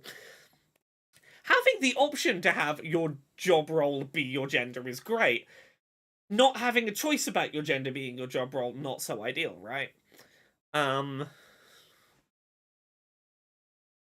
Yeah, Cinnamon Armadillo says, Tasha's frustration with that term makes a lot of sense. Yeah, because the thing is that Tasha's a character who's like, you know, you look at my physiology, you just said woman. I ended up being a strong, fighty warrior, so now you say man. Neither of those is really it. The thing that my body was, or the thing that I do, neither of them is what's going on in me. And, like, I'm frustrated because I'm trying to explain to you a thing I don't have great words for, and you're trying to put it in a box you have words for that's not the thing the novel thing I'm trying to explain. Yeah, that's the other thing. Like, Tosh is in the grand scheme of things a young adult. Like, sometimes young adults are a little bit cringe. Like, you still look. I've been a like 20-year-old still living at home with parents trying to come out as trans while still living at home. That shit gets awkward sometimes. But yes, that generally speaking, I think a lot of the well-meaning lefty critique has ultimately come down to people who aren't trans who've been really weird about the words trans and non-binary, and being like, a lot of them, I'm not saying this is everyone, there's a lot of well-meaning lefty people who've sounded a lot like the right-wing shitbags in their specific critique of, well, it's immersion-breaking to me to hear a word like trans in a fantasy story. As if fantasy is somehow separate from real-world concepts. And it's like, Sarah says, BioWare's writing has had some cringe in it in the past. It's been their best writing. I am a big believer in BioWare cringe being kind of synonymous with BioWare magic. Like, people talk about, like, their favorite BioWare games being, like, Mass Effect 2. Mass Effect 2 is cringe as fuck. And I say this as someone who Mass Effect 2 might be my favorite one of my favorite video games of all time. Mass Effect 2's got some cringy fucking writing, but, like, we're here for it. Yes, Lauren Yellinghamby says, my favourite gender anything in video games is Fallen London. It's literally, my dear sir, there are individuals roaming the streets of Fallen London at this very moment with the faces of squid. Squid! Do you ask them their gender? And yet you waste our time asking me trifling and impertinent questions about mine. It's my own business, sir, and I bid you good day. Echo says, this is fantasy. It's completely unrealistic to have a transgender person of Captain Fish for a head's crew. Yeah, but yes, I have opinions. I think it's fair to say I have opinions about Tosh and about how trans stuff in this game is handled for completely uninvested reasons. I have no reason to be invested. Right.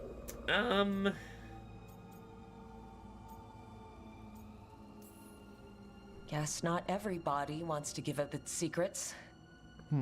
Corpse whispering is a delicate process. Uh-huh. Blackthorn Manor is an abandoned country house outside Navarra City. Our victim mentioned spirits. If they've also fallen prey to forbidden magic, they'll need our help as well. Let's depart for Blackthorn when you're ready. I'd like to speak to the necromancer behind all this. And what I will say, again, what I will say for this game, for any personal likes or dislikes people may have for it, I think it is undeniable that in terms of, like, trans and non-binary stuff, this game has pushed forward the envelope in a lot of ways.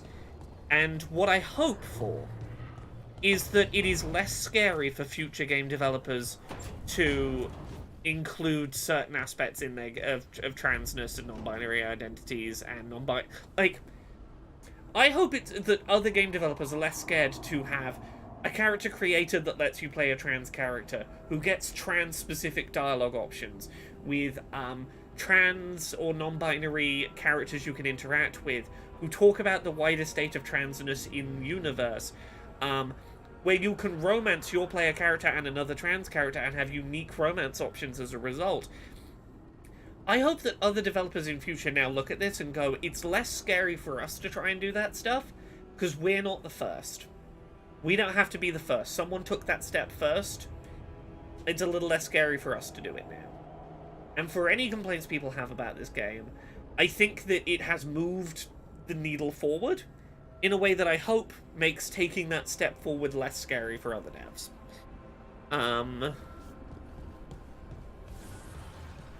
I hope that made sense.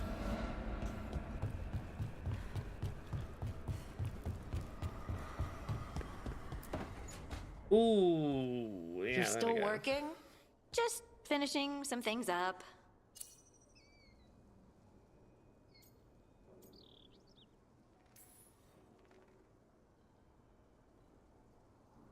You know you're being creepy, right? Why are you watching me? Because you haven't been sleeping, and I wanted to figure out why. Oh, right. I have dreams now. When I go to sleep, I mean. I thought dwarves didn't dream. We're not supposed to. I didn't before. It's unnerving. It's like my mind's telling a story to itself and is really bad at it. And again, I want to say this. I think, like, not only is this a step forward for the industry, and, like, I think BioWare has consistently been the ones taking a lot of steps forward in AAA that, like, other games that have come after them have really benefited from. Like, for all the really positive stuff I have to say about Baldur's Gate 3 in terms of its, like, queer rep, it very much, you know, walked in the path that, you know, a Mass Effect set before it, I think. But, like, even within BioWare, for any complaints, and I think there's valid complaints people have about the Veilguard, but I think it is undeniable that they did a much better job this time around of not doing fuck-ups with trans rep than they've done in the past. Because, like, we look at Inquisition, Krem being voiced by a cis woman, you can be transphobic about Krem to Iron Bull's face and it doesn't, like, stop him wanting to romance you. He's still a romance option. Mass Effect Andromeda and the whole Haley Abrams shit. It's nice to have a company that was, like, trying to be progressive, but with, like, caveats you always had to give. That I think this is the BioWare game with trans rep that, like, I feel confident in saying there are the fewest caveats needed to say to complementing the job they did. Right?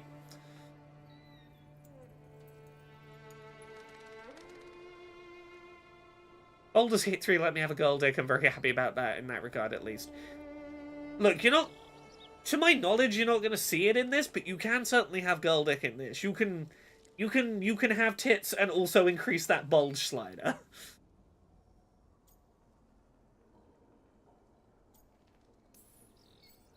Sometimes I have these dreams where I'm naked.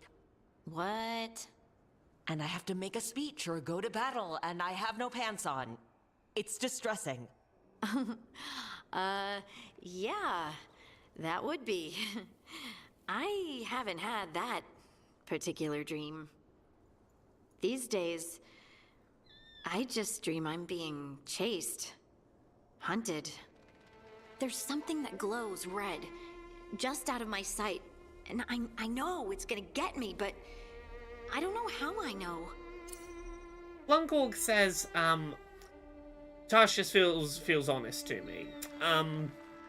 I think I can safely say this much. Tosh was written by Trick Weeks, who is non-binary, and I think you can see that a lot of the way Tosh is written makes sense given that the character was written by someone who had newly recently come out as non-binary and was going through the process of coming out and was going through the process of communicating identity and navigating that portion of the gender journey. I think really very clearly shows in the kind of story that is happening with Tosh. Like, I don't think it's a surprise to say, like, Tosh is a character written by someone whose trans journey at the time was probably at a similar place to some of where Tosh's was. I think that, you know, you draw from inspiration, and I think that is inevitably going to lead to writing that feels authentic. You know, for any other complaints you may personally have about it, I think there is an authenticity that can be felt when someone going through a thing writes a story about a person going through a thing, right? Yes, Trick Weeks was the lead writer on Tosh. They have said that much previously. Oh, I've had the no trousers, but I have to give a speech dream. I've had that dream. Yeah, Freshly Cracked Egg, written by Freshly Cracked Egg. Right? And look, as someone who's written stuff about my trans journey at points in my trans journey, the point you are at in your journey inevitably leaks into the kind of way you talk about a story of transness.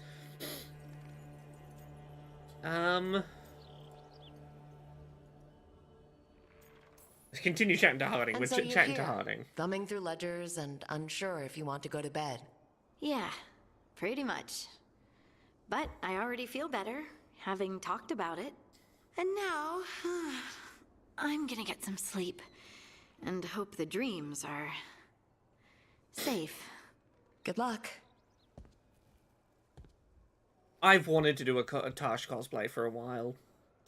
I don't have the skills to pull it off, but I would throw money at someone to make me a high quality custom Tosh cosplay. I've been very seriously like looking at various bits and bobs that would allow me to put that together. It is a thing I've been trying to work out if it's doable. Davrin, doing some renovations? Building a trophy cabinet for the figures I'm carving.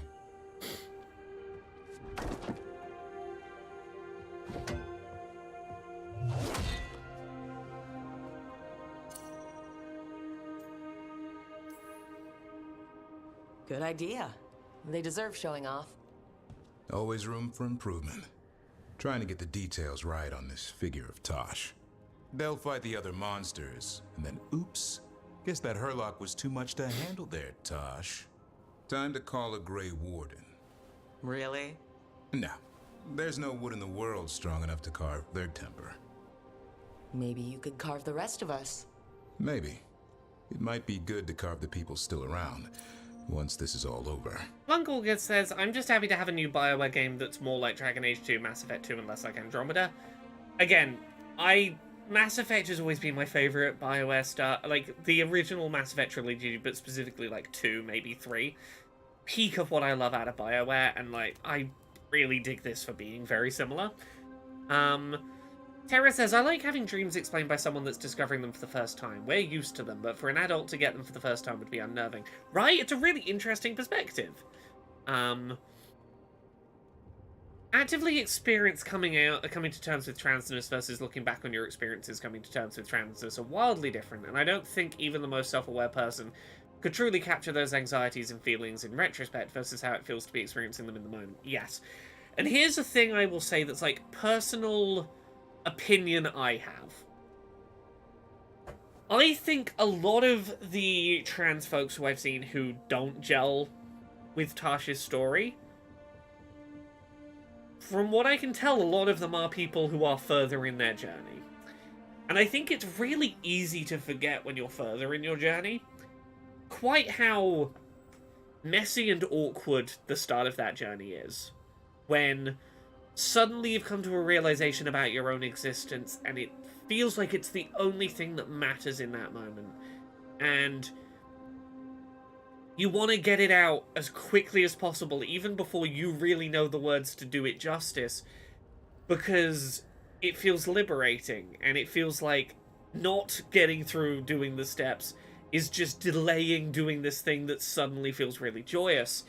And, you know, that sometimes will lead you to, like, you know, coming out in awkward ways, or, you know, talking about it a lot of the time in the day because it's the thing about yourself that you are fundamentally unpacking. Or sometimes you'll use language that, like, is the community would consider not ideal, but it's because you're still finding your way there. There's so many of the things about being early in transition that it's really easy to lose sight of as someone further along in that journey, and to go, this isn't realistic because I, a person a decade into my transition, wouldn't act this way. It's like, yeah, you have a decade of getting it out your system done, you know.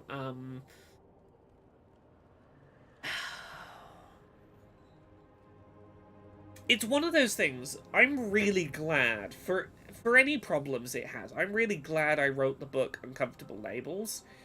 I wrote that maybe like I started writing it maybe like 4 years into transition. And I'd been making notes, like, right from early transition, so I had a lot of, like, real-time feelings written down that I could go back and cite. And, like, I collected them all and, like, made a cohesive narrative out of my first few years of transition. Like, 4 years in I started on it. maybe like 5, 6 by the time it came out. And reading back on it, it's like, I would not write the things I did then today about my journey, but I'm really glad I wrote the things I did when I did and captured that slice of my journey.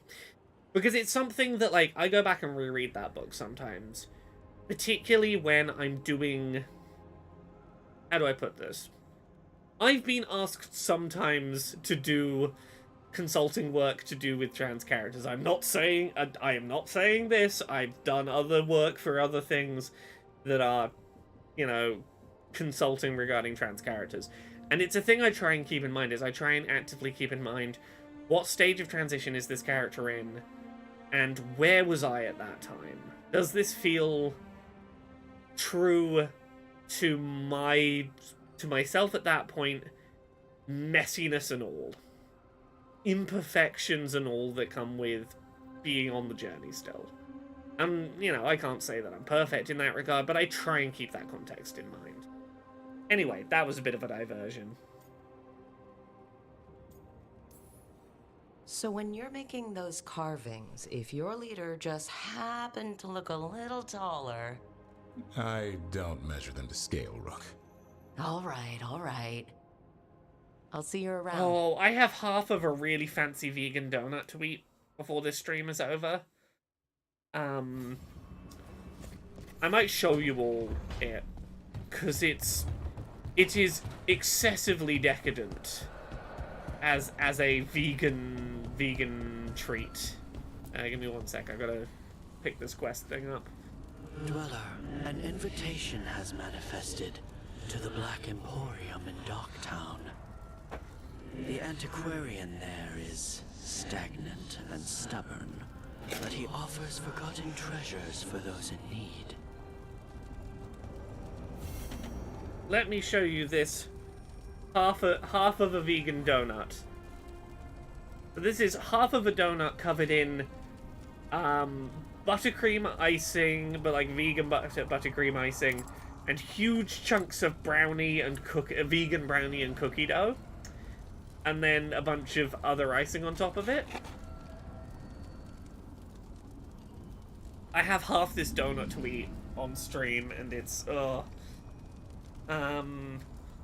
Echo says, I go back and listen to Uncomfortable Labels too, and it always makes me laugh and feel comforted that we've had the same very specific experiences. The number of... For any of you who aren't aware of this chat, the number of weirdly specific ways that me and Echo's pasts have lined up, fucking bonkers. We continually, every now and then, something will happen and be like, ah shit, is that another... we both... Yeah. Right. What was I doing? I need to... Can I upgrade? Yeah, I can upgrade my ship. Falls, but light spreads. Okay, that means I can upgrade, like, all of my ships.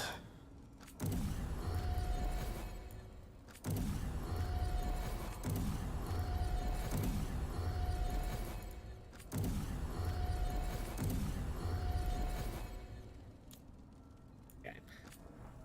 We're gonna prioritize upgrading Rook and Tasha's stuff first. And then anyone else, actually, we'll do Emmerich, and then anyone else, if we have the resources left.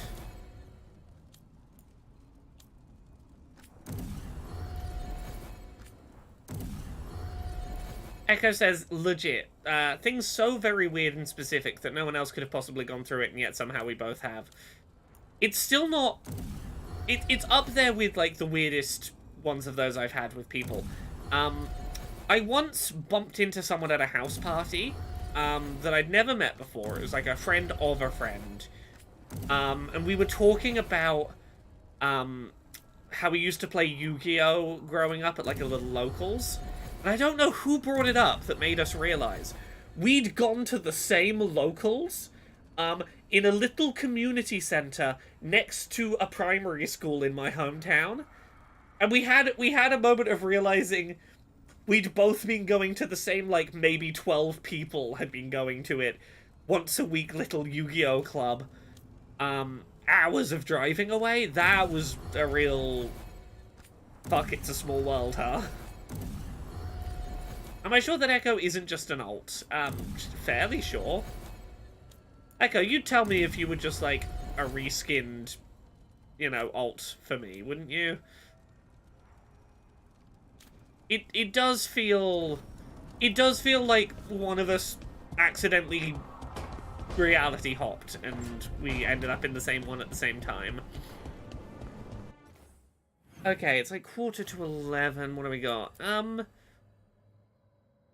Oh, yeah, let's go do Emmerich's quest. Let's go meet the owner of the spooky hand. Let's find out who Emmerich's spooky antagonist is.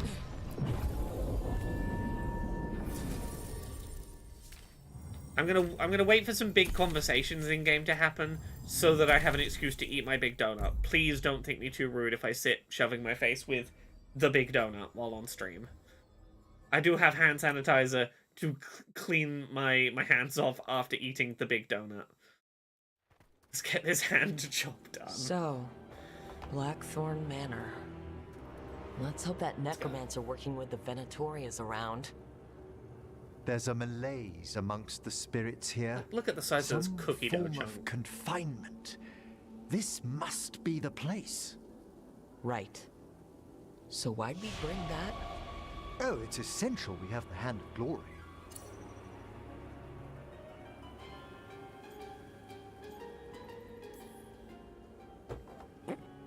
It is so hard not to make fun of something called a Hand of Glory. What's so amusing about it? Really? You don't? With the name... No, never mind. The magic laid upon a Hand of Glory is complex. Whoever killed its donor left their mark. So it'll lead us to whoever cut it off. Precisely. Most likely the necromancer who's been helping the Venatori. It would have taken extraordinary skill to layer the involutions on this artifact. What a waste of talent. Watch me try and eat this donut in between conversations. Bet whoever owned that hand agrees with you. We'll put an end to whatever's happening in this manor. That, I promise. Forbidden necromancy can twist spirits. We must find this death mage and stop whatever they've done to them.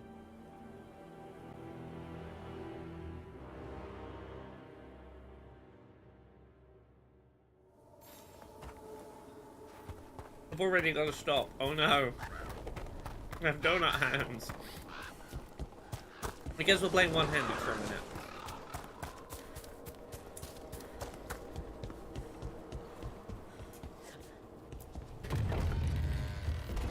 Well, if there's a rogue necromancer here, they forgot to lock the door.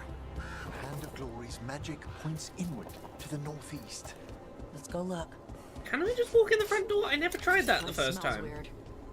I never tried walking in the front door. I came in through the weird side door. Huh, are there multiple paths into this mission? Hey, Epus Deepus, what up? Oh, huh, there are just multiple paths into this mission, I guess, huh?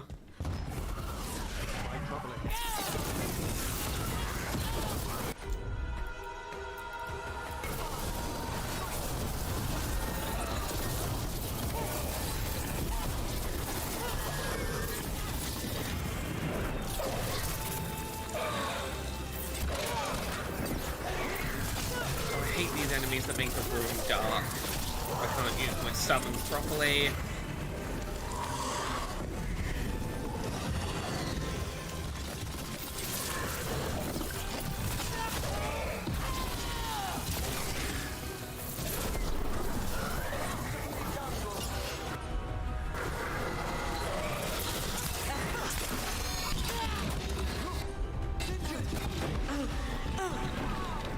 I'm gonna have to use a potion because Emmerich's not ready.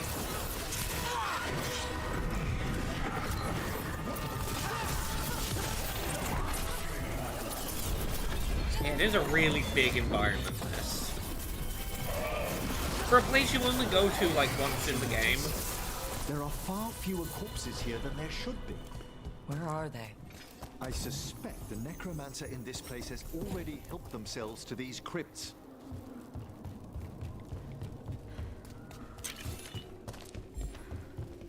I remember this chest. I have to be careful to actually open it and not just jump off the side of this ledge. Aha. Numbing herbs. All of Tasha's abilities apply burning. Fuck yes. That synergizes wonderfully. Oh, this was a side entrance. This was just a bonus stuff. But I think there's a ladder. Oh, we can't go straight to the ladder. Okay, we do have to go in the front door then. Yes, I remember now.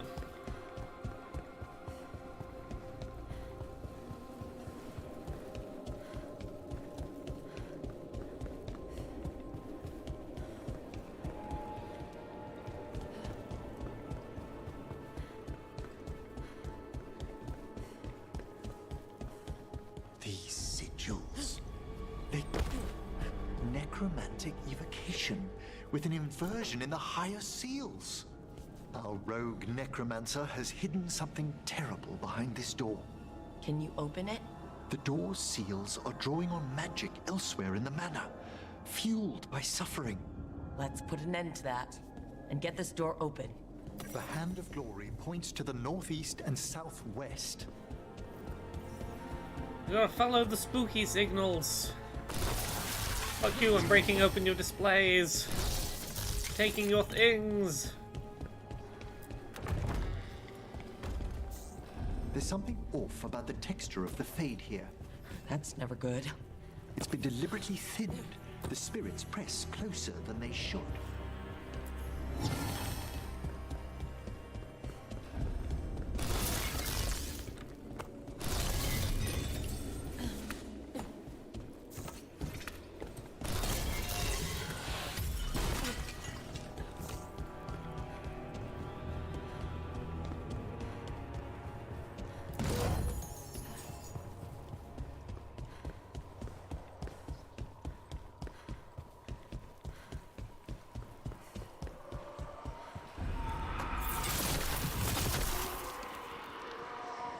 That skull behind the bed is pretty cool. This looks bad.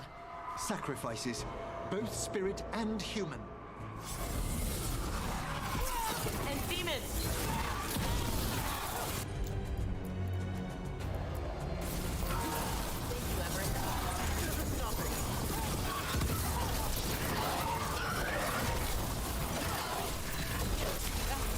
It's so fun being a chain lightning, a flame and chain lightning mage.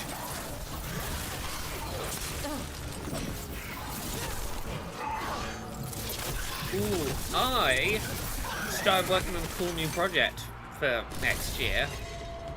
Now what? I must free the spirit bound here. It has come as a result of, if any of you saw the video I did last week talking about board game accessibility with the game Joyride, and where I was like, I want to talk about board game accessibility, but I don't know where I can fit that into my schedule. I'll fit that into my life. What are they? Come, I have found a really cool collaborator and a project of limited scope so that it's not so impossible I can't commit to it. And at some point early next year, you might be getting like 6 weeks of a board game accessibility little mini project. Halfway there. And I'm pretty hyped for that. It's not like accessibility is like on a weekly basis going to be also doing episodes about board games or anything, but like a good starting resource for people wanting to know more about board game accessibility. There should be something pretty cool early next year. I'm already working out like what's my next. What am I working on now that all the big cool shit that I've been waiting to announce is starting to come out? I gotta start making my next cool stuff. Another victim. I need to start working on my next book. I've taken about a year off from writing books, and I want to get back to writing books. It'd be nice to not have that as a constant thing on my schedule that I am like deadlines about. been comfortable not having book deadlines, but I kind of miss the grind. I don't want to get back to the grind. Maybe it is time for Children's Book 2. Maybe it is time for Gender Euphoria sequel. If I can find a good way to pitch that. There's a few things it might be time for. It might be time for, Can you free this one, Emmerich? I must. The book of stories of trans rage. Might be time for the book of trans unpalatable anger. Hey, Emmerich, you good? Someone's been stealing the life, the essence of people who knew they were facing death. The effects persist. But the door we saw earlier should be unsealed. Hope that necromancer we're after is behind it.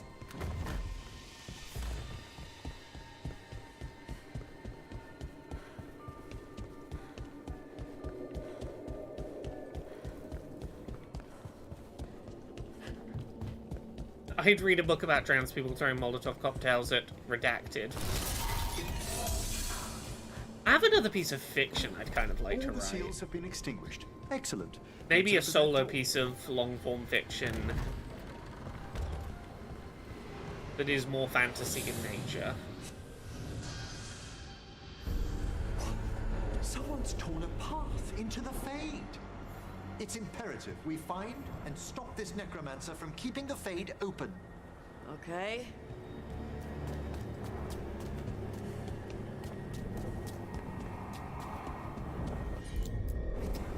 Right away. Yeah, you know it's bad when the villain's lair starts becoming grey and desaturated. Ah, we've gone to the colourless void portion of the evil lair.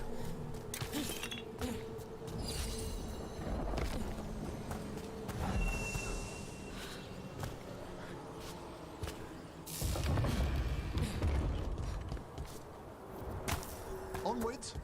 Hand of Glory still points the way. Yeah, glory. Treasure, try down. Oh, we got a fucking Dark Souls message here. Thank you, Dark Souls community note.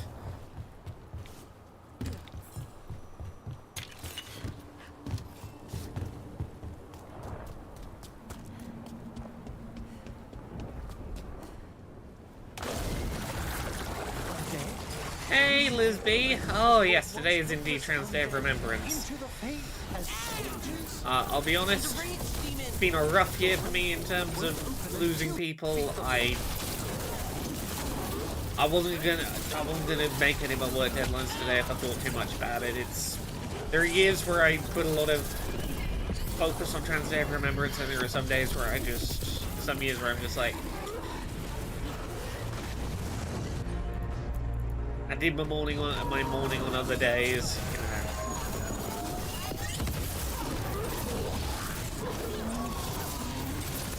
Hope it went well. Hope you had a good That's the one. last of them. We gonna be fighting more demons and corpse crap at the same time? Our rogue necromancer knows exactly where we are. Why have they gone to such lengths to drain power from spirits?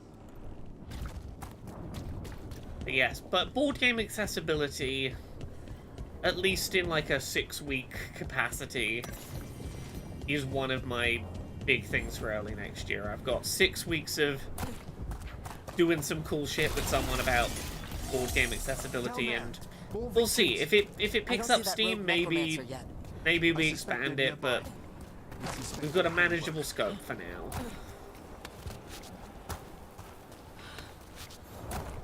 Yeah, Echo have been weirdly similar in just... You know, I feel bad about it, but some years I'm just like, it's not where my head's at.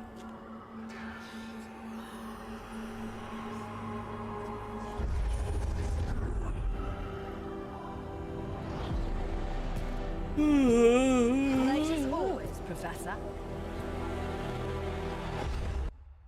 I'm just going to pause here quickly and talk before Hezenkos is on screen for too long.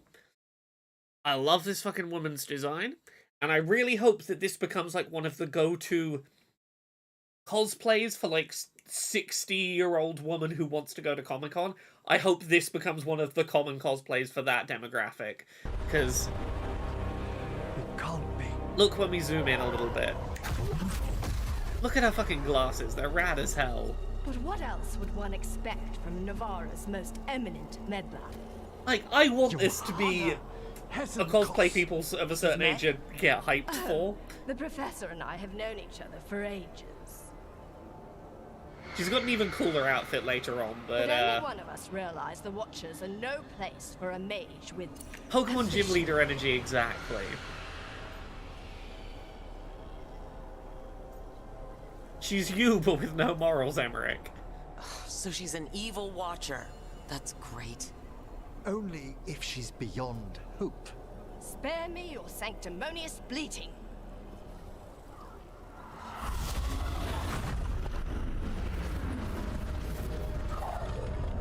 No.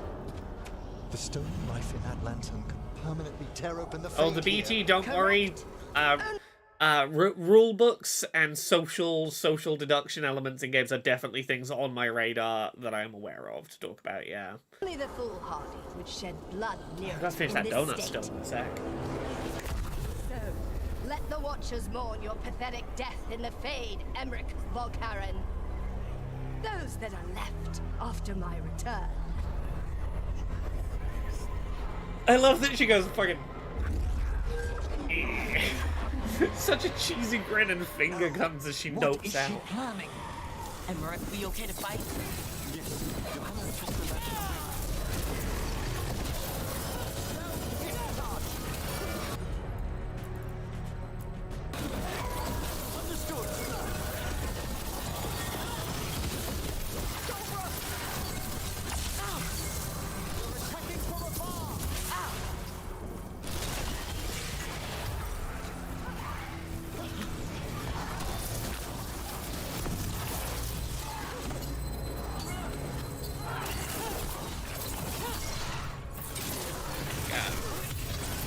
She's such a fun villain, Hezenkos. Like, she's so hard to hate because she's so fun. What did Hezenkos do to that spirit? I'll try freeing it, but I fear the worst. You try freeing it, I'm getting the treasure. Ooh, yeah, that's a better start. Let's have the stagger.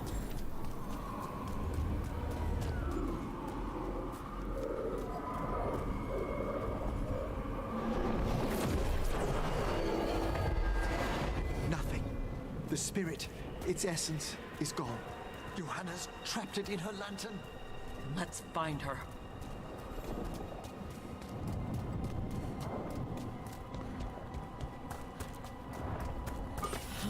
There's no way out. Vashidon, there's always a way out. Quite right. The Fade always provides a way forward. We only need to search for it. Then let's get looking.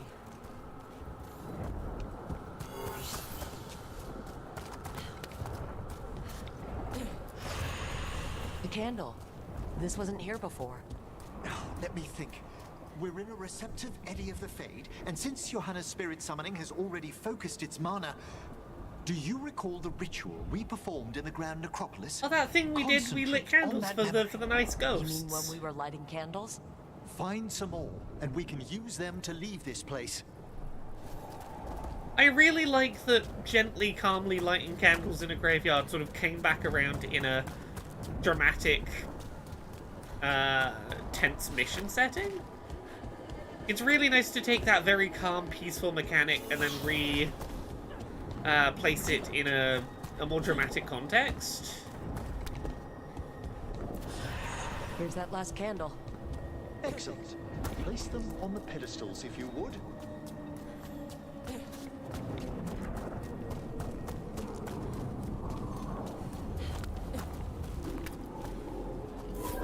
We drift upon the echo. Let them form a new configuration. And with that... skeleton bridge. Like I said, always a way out. We must find Johanna once we're out of here. This rift in the Fade will lie open until we deal with her.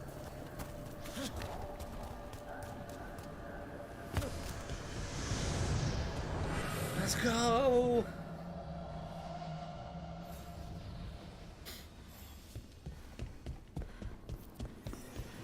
You insufferable nuisances! How did you get out so quickly? Where's Hezekiah's voice coming from? The Hand of Glory resonates. It's pointing to the main hall. Let's go. I can feel Johanna summoning hostile spirits.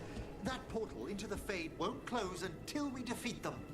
But we still can't attack Hezekiah herself.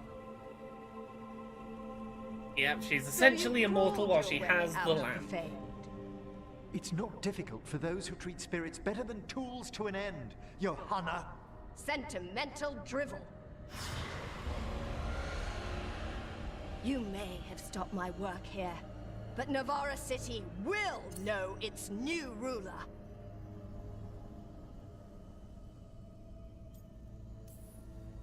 We doing this or not? A death wish. You and Veilguard must be quite the pair. Though the professor clearly avoided mentioning his old colleague in exile. We made every attempt to bring you to reason. I gave you every chance to join me instead of whining endlessly about your mortality. But I must thank you for returning something dear to me. Lovely to have my hand back. Hello! I returned, mother!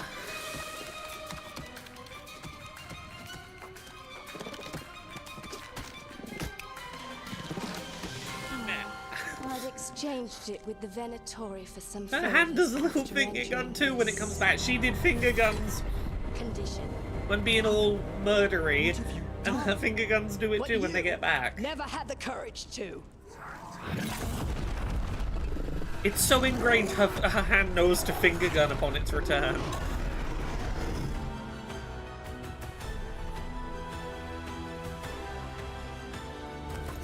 For the record, I do not have a death wish.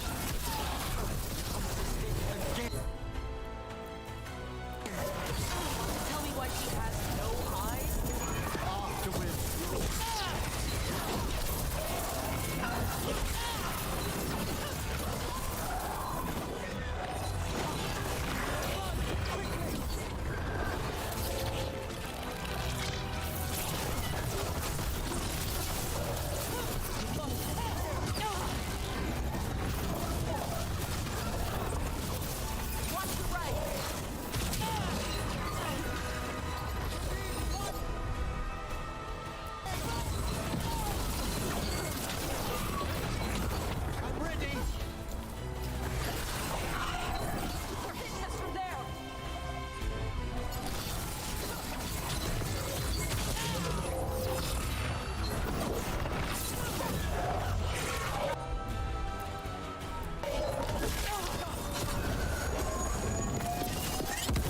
Shield down.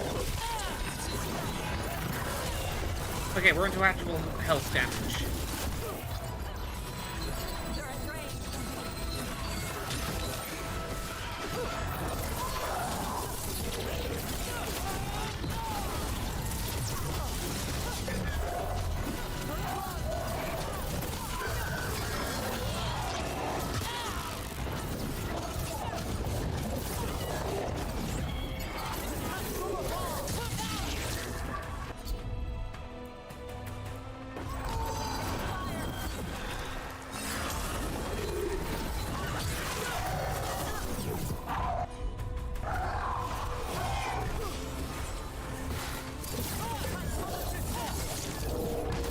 Get that stagger bar up.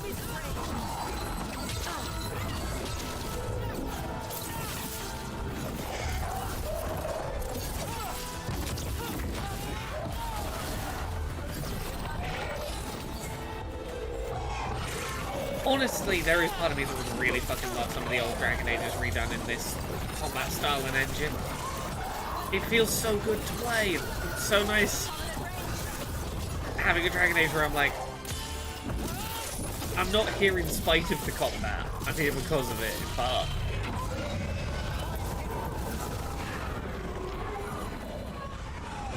That's the last.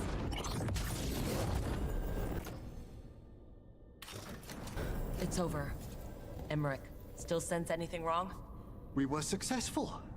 Johanna's magic no longer chains the I need spirits, to and the fade set like a still... custom outfit so Great. that you stay in something cool looking. Let's talk back at the lighthouse. I don't want you getting changed into all this weird looking armor.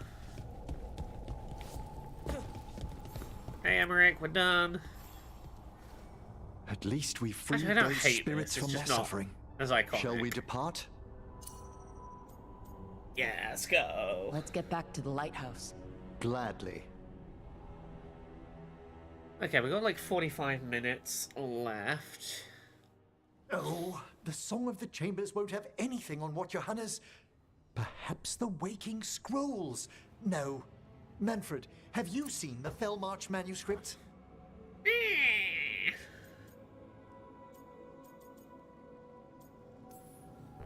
You and Manfred need an extra pair of eyes for whatever this is? I suppose it's time I explained this mess. Yeah, that gives me time to Johanna eat my donut. Hessenhaus was a watcher. She was banished for embracing the darker paths of our art. Forbidden magic, blood sacrifice, nothing is beyond her if it leads to power, recognition, or both. It sounded like you knew her before all that. We were friends, once.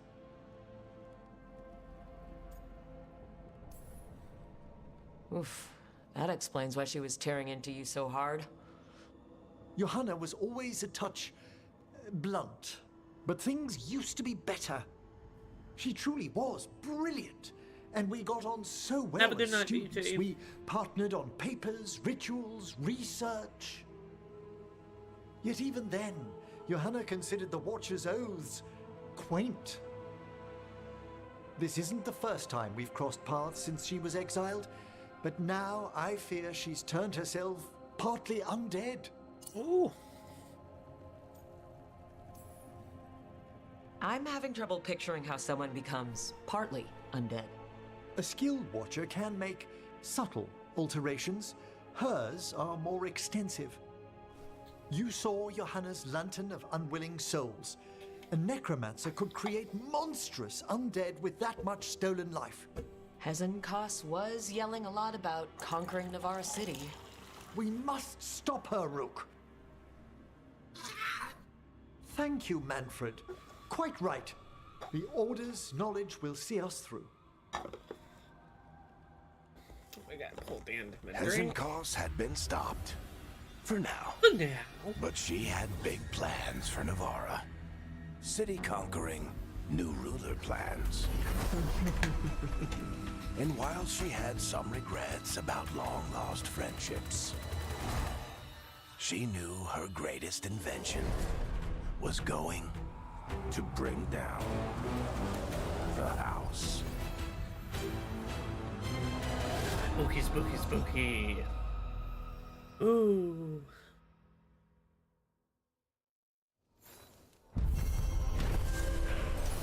House of the Dead. Yeah.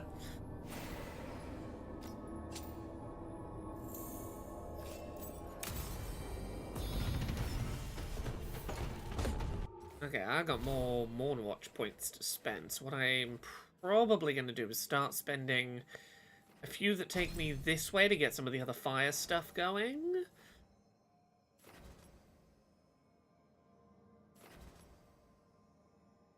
Go like...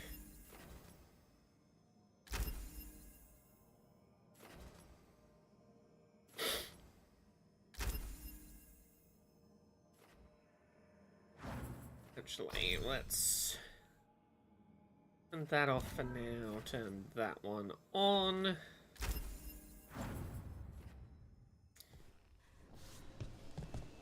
Barracks Heavy Foreboding is so good. Right, who's got stuff over here? No one inside's got anything today.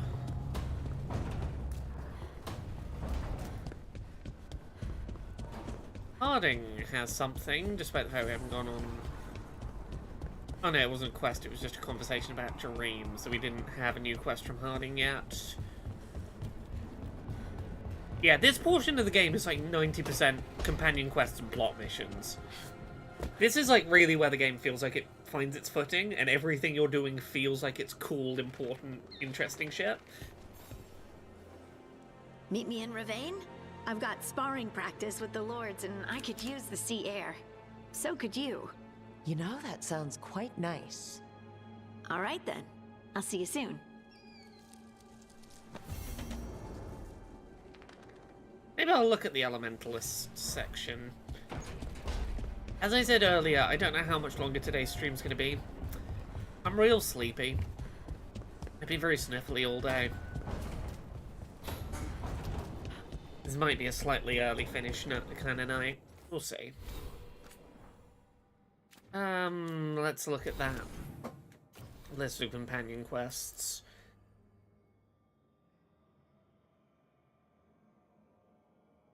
Sparring. We could do this Harding one at least, I think. I don't think this is a big quest. I think we can do this. Actually, let's look at that.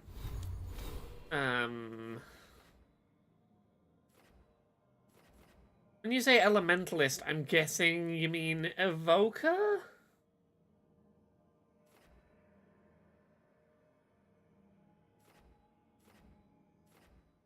Evoker, yeah. Let's have a quick look. What's what's in that tree that would be interesting? So we're sort of over here. We could go.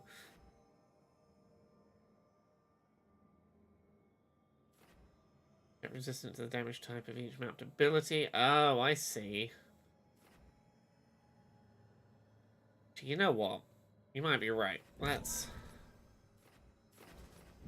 unpop some of these and let's have a look at a couple of these. Let's try this and this and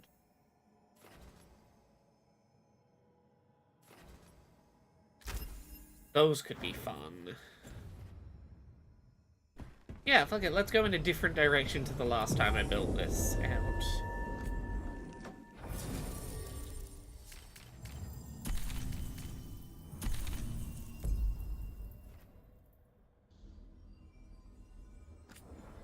Well, we'll do this if it's a short mission, and that might be where I wrap up, because that'd be like 11:30. It's not quite the midnight I usually stream until, but I'm a little sleepy, and that's okay.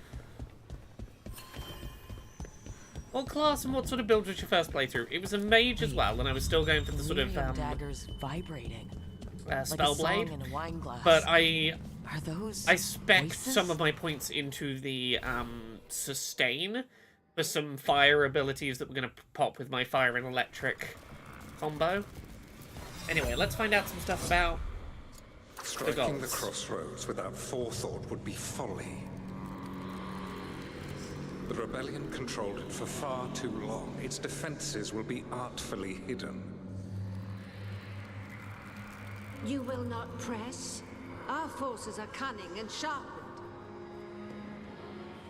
Yeah, I stuck with a build on stream fairly similar to my first build, just so that I would be vaguely confident while people were watching, you know. The crossroads in ruin is no good to us. That was Elgernon and Gillenane. Were we eavesdropping on the past? Handy dagger. Stabs and eavesdrops. No wonder everyone wants it. Everyone wants this handy dagger. It even glows with that good non-evil lyrium. Okay, where are we heading?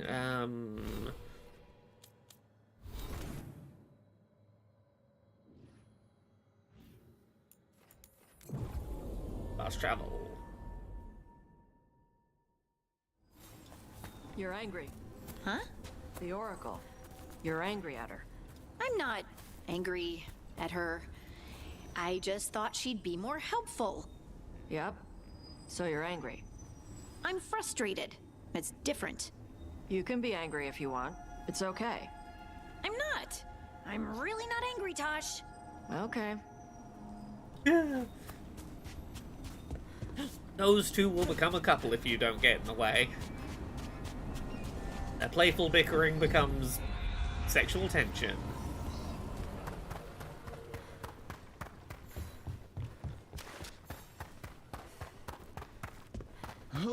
Look, I wouldn't have picked up the fancy dagger if not for... I worked on this. I'm allowed to have fancy things. I'm allowed to have some little trinkets. Yes, they become... Tosh and Harding become a couple if you don't romance either of them, and they're quite cute.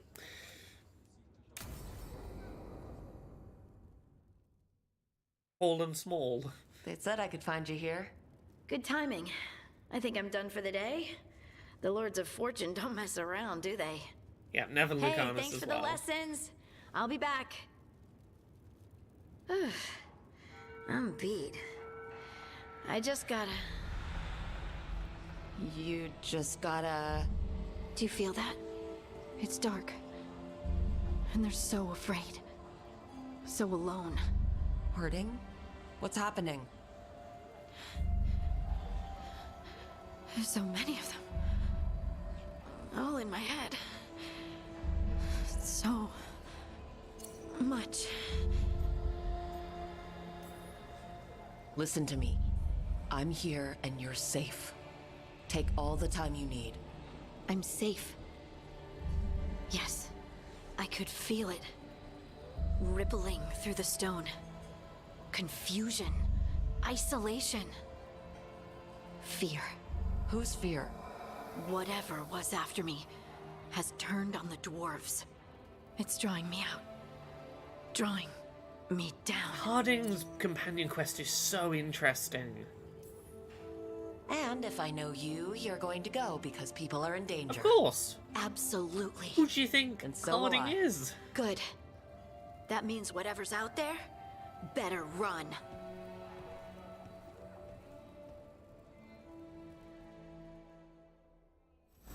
Hey Tash, you talked with your mother lately? I'm here to hit things. Let's see. Yes, then.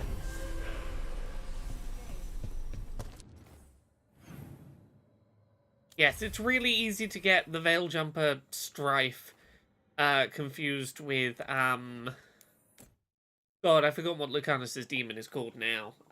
Spite. Strife and Spite.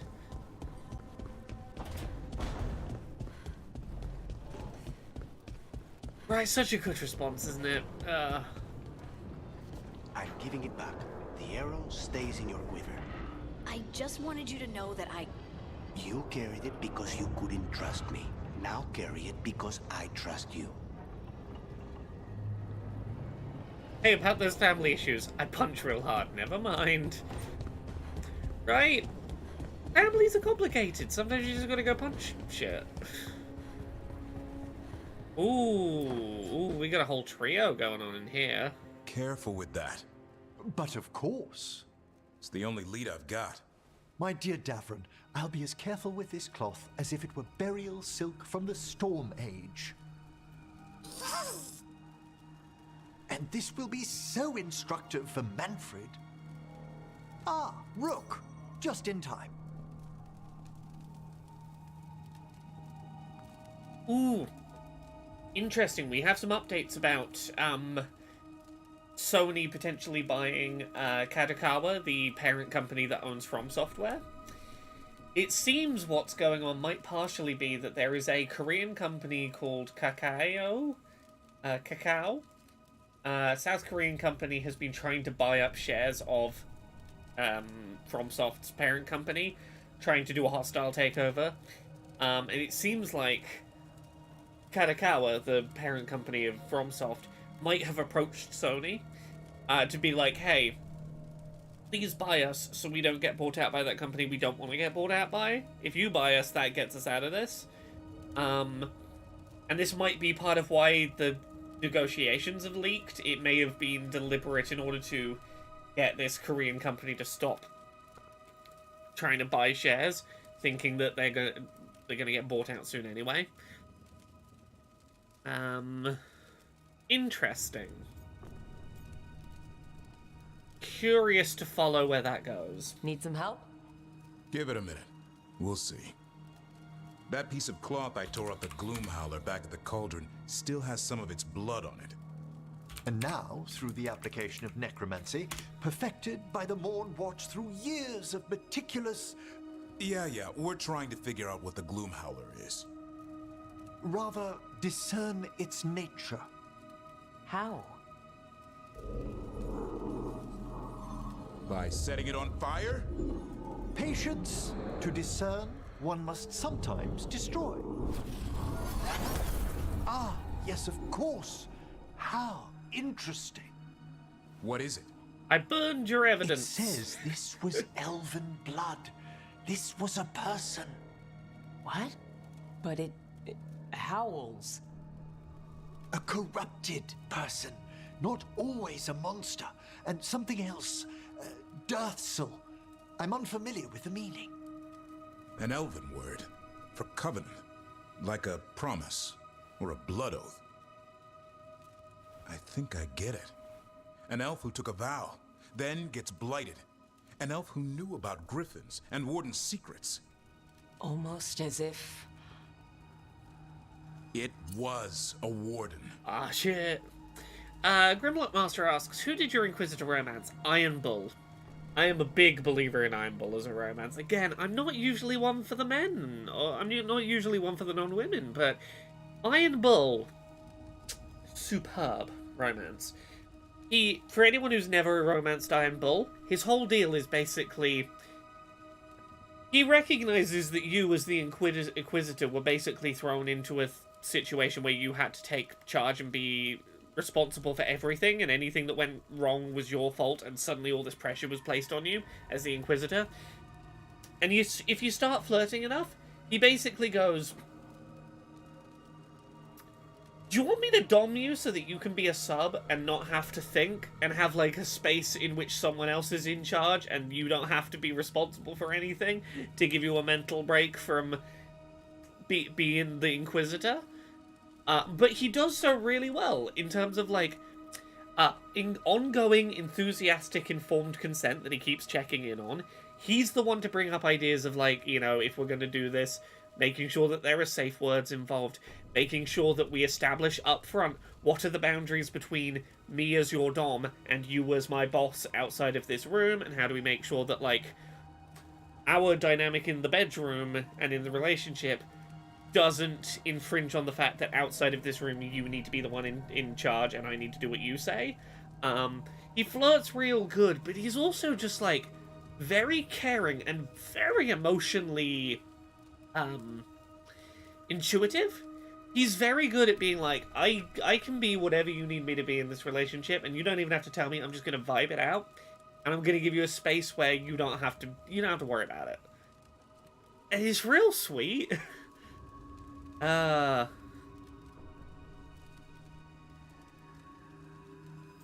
He good.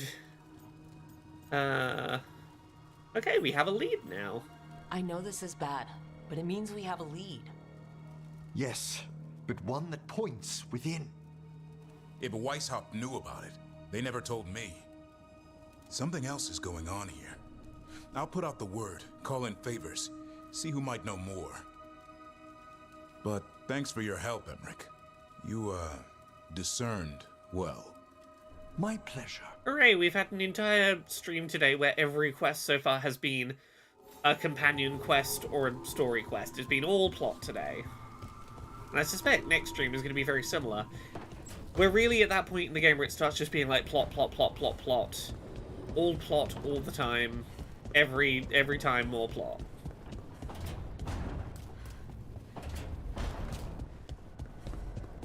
Let's do the rounds, check that everyone is happy for the minute. Cool. I think I'm going to call it a day for today. Thank you so much, everyone, for watching. I hope you have enjoyed. Today is Wednesday, isn't it? I will be back on Friday with another stream. We'll be playing some more Veilguard. We're making good progress. We're like 9... I'm going to say we're over halfway through the game. I'm pretty confident in saying we're over halfway through the game. Thank you everyone for watching. I hope you've enjoyed. I'll be back with more of this soon, and chat to you all soon.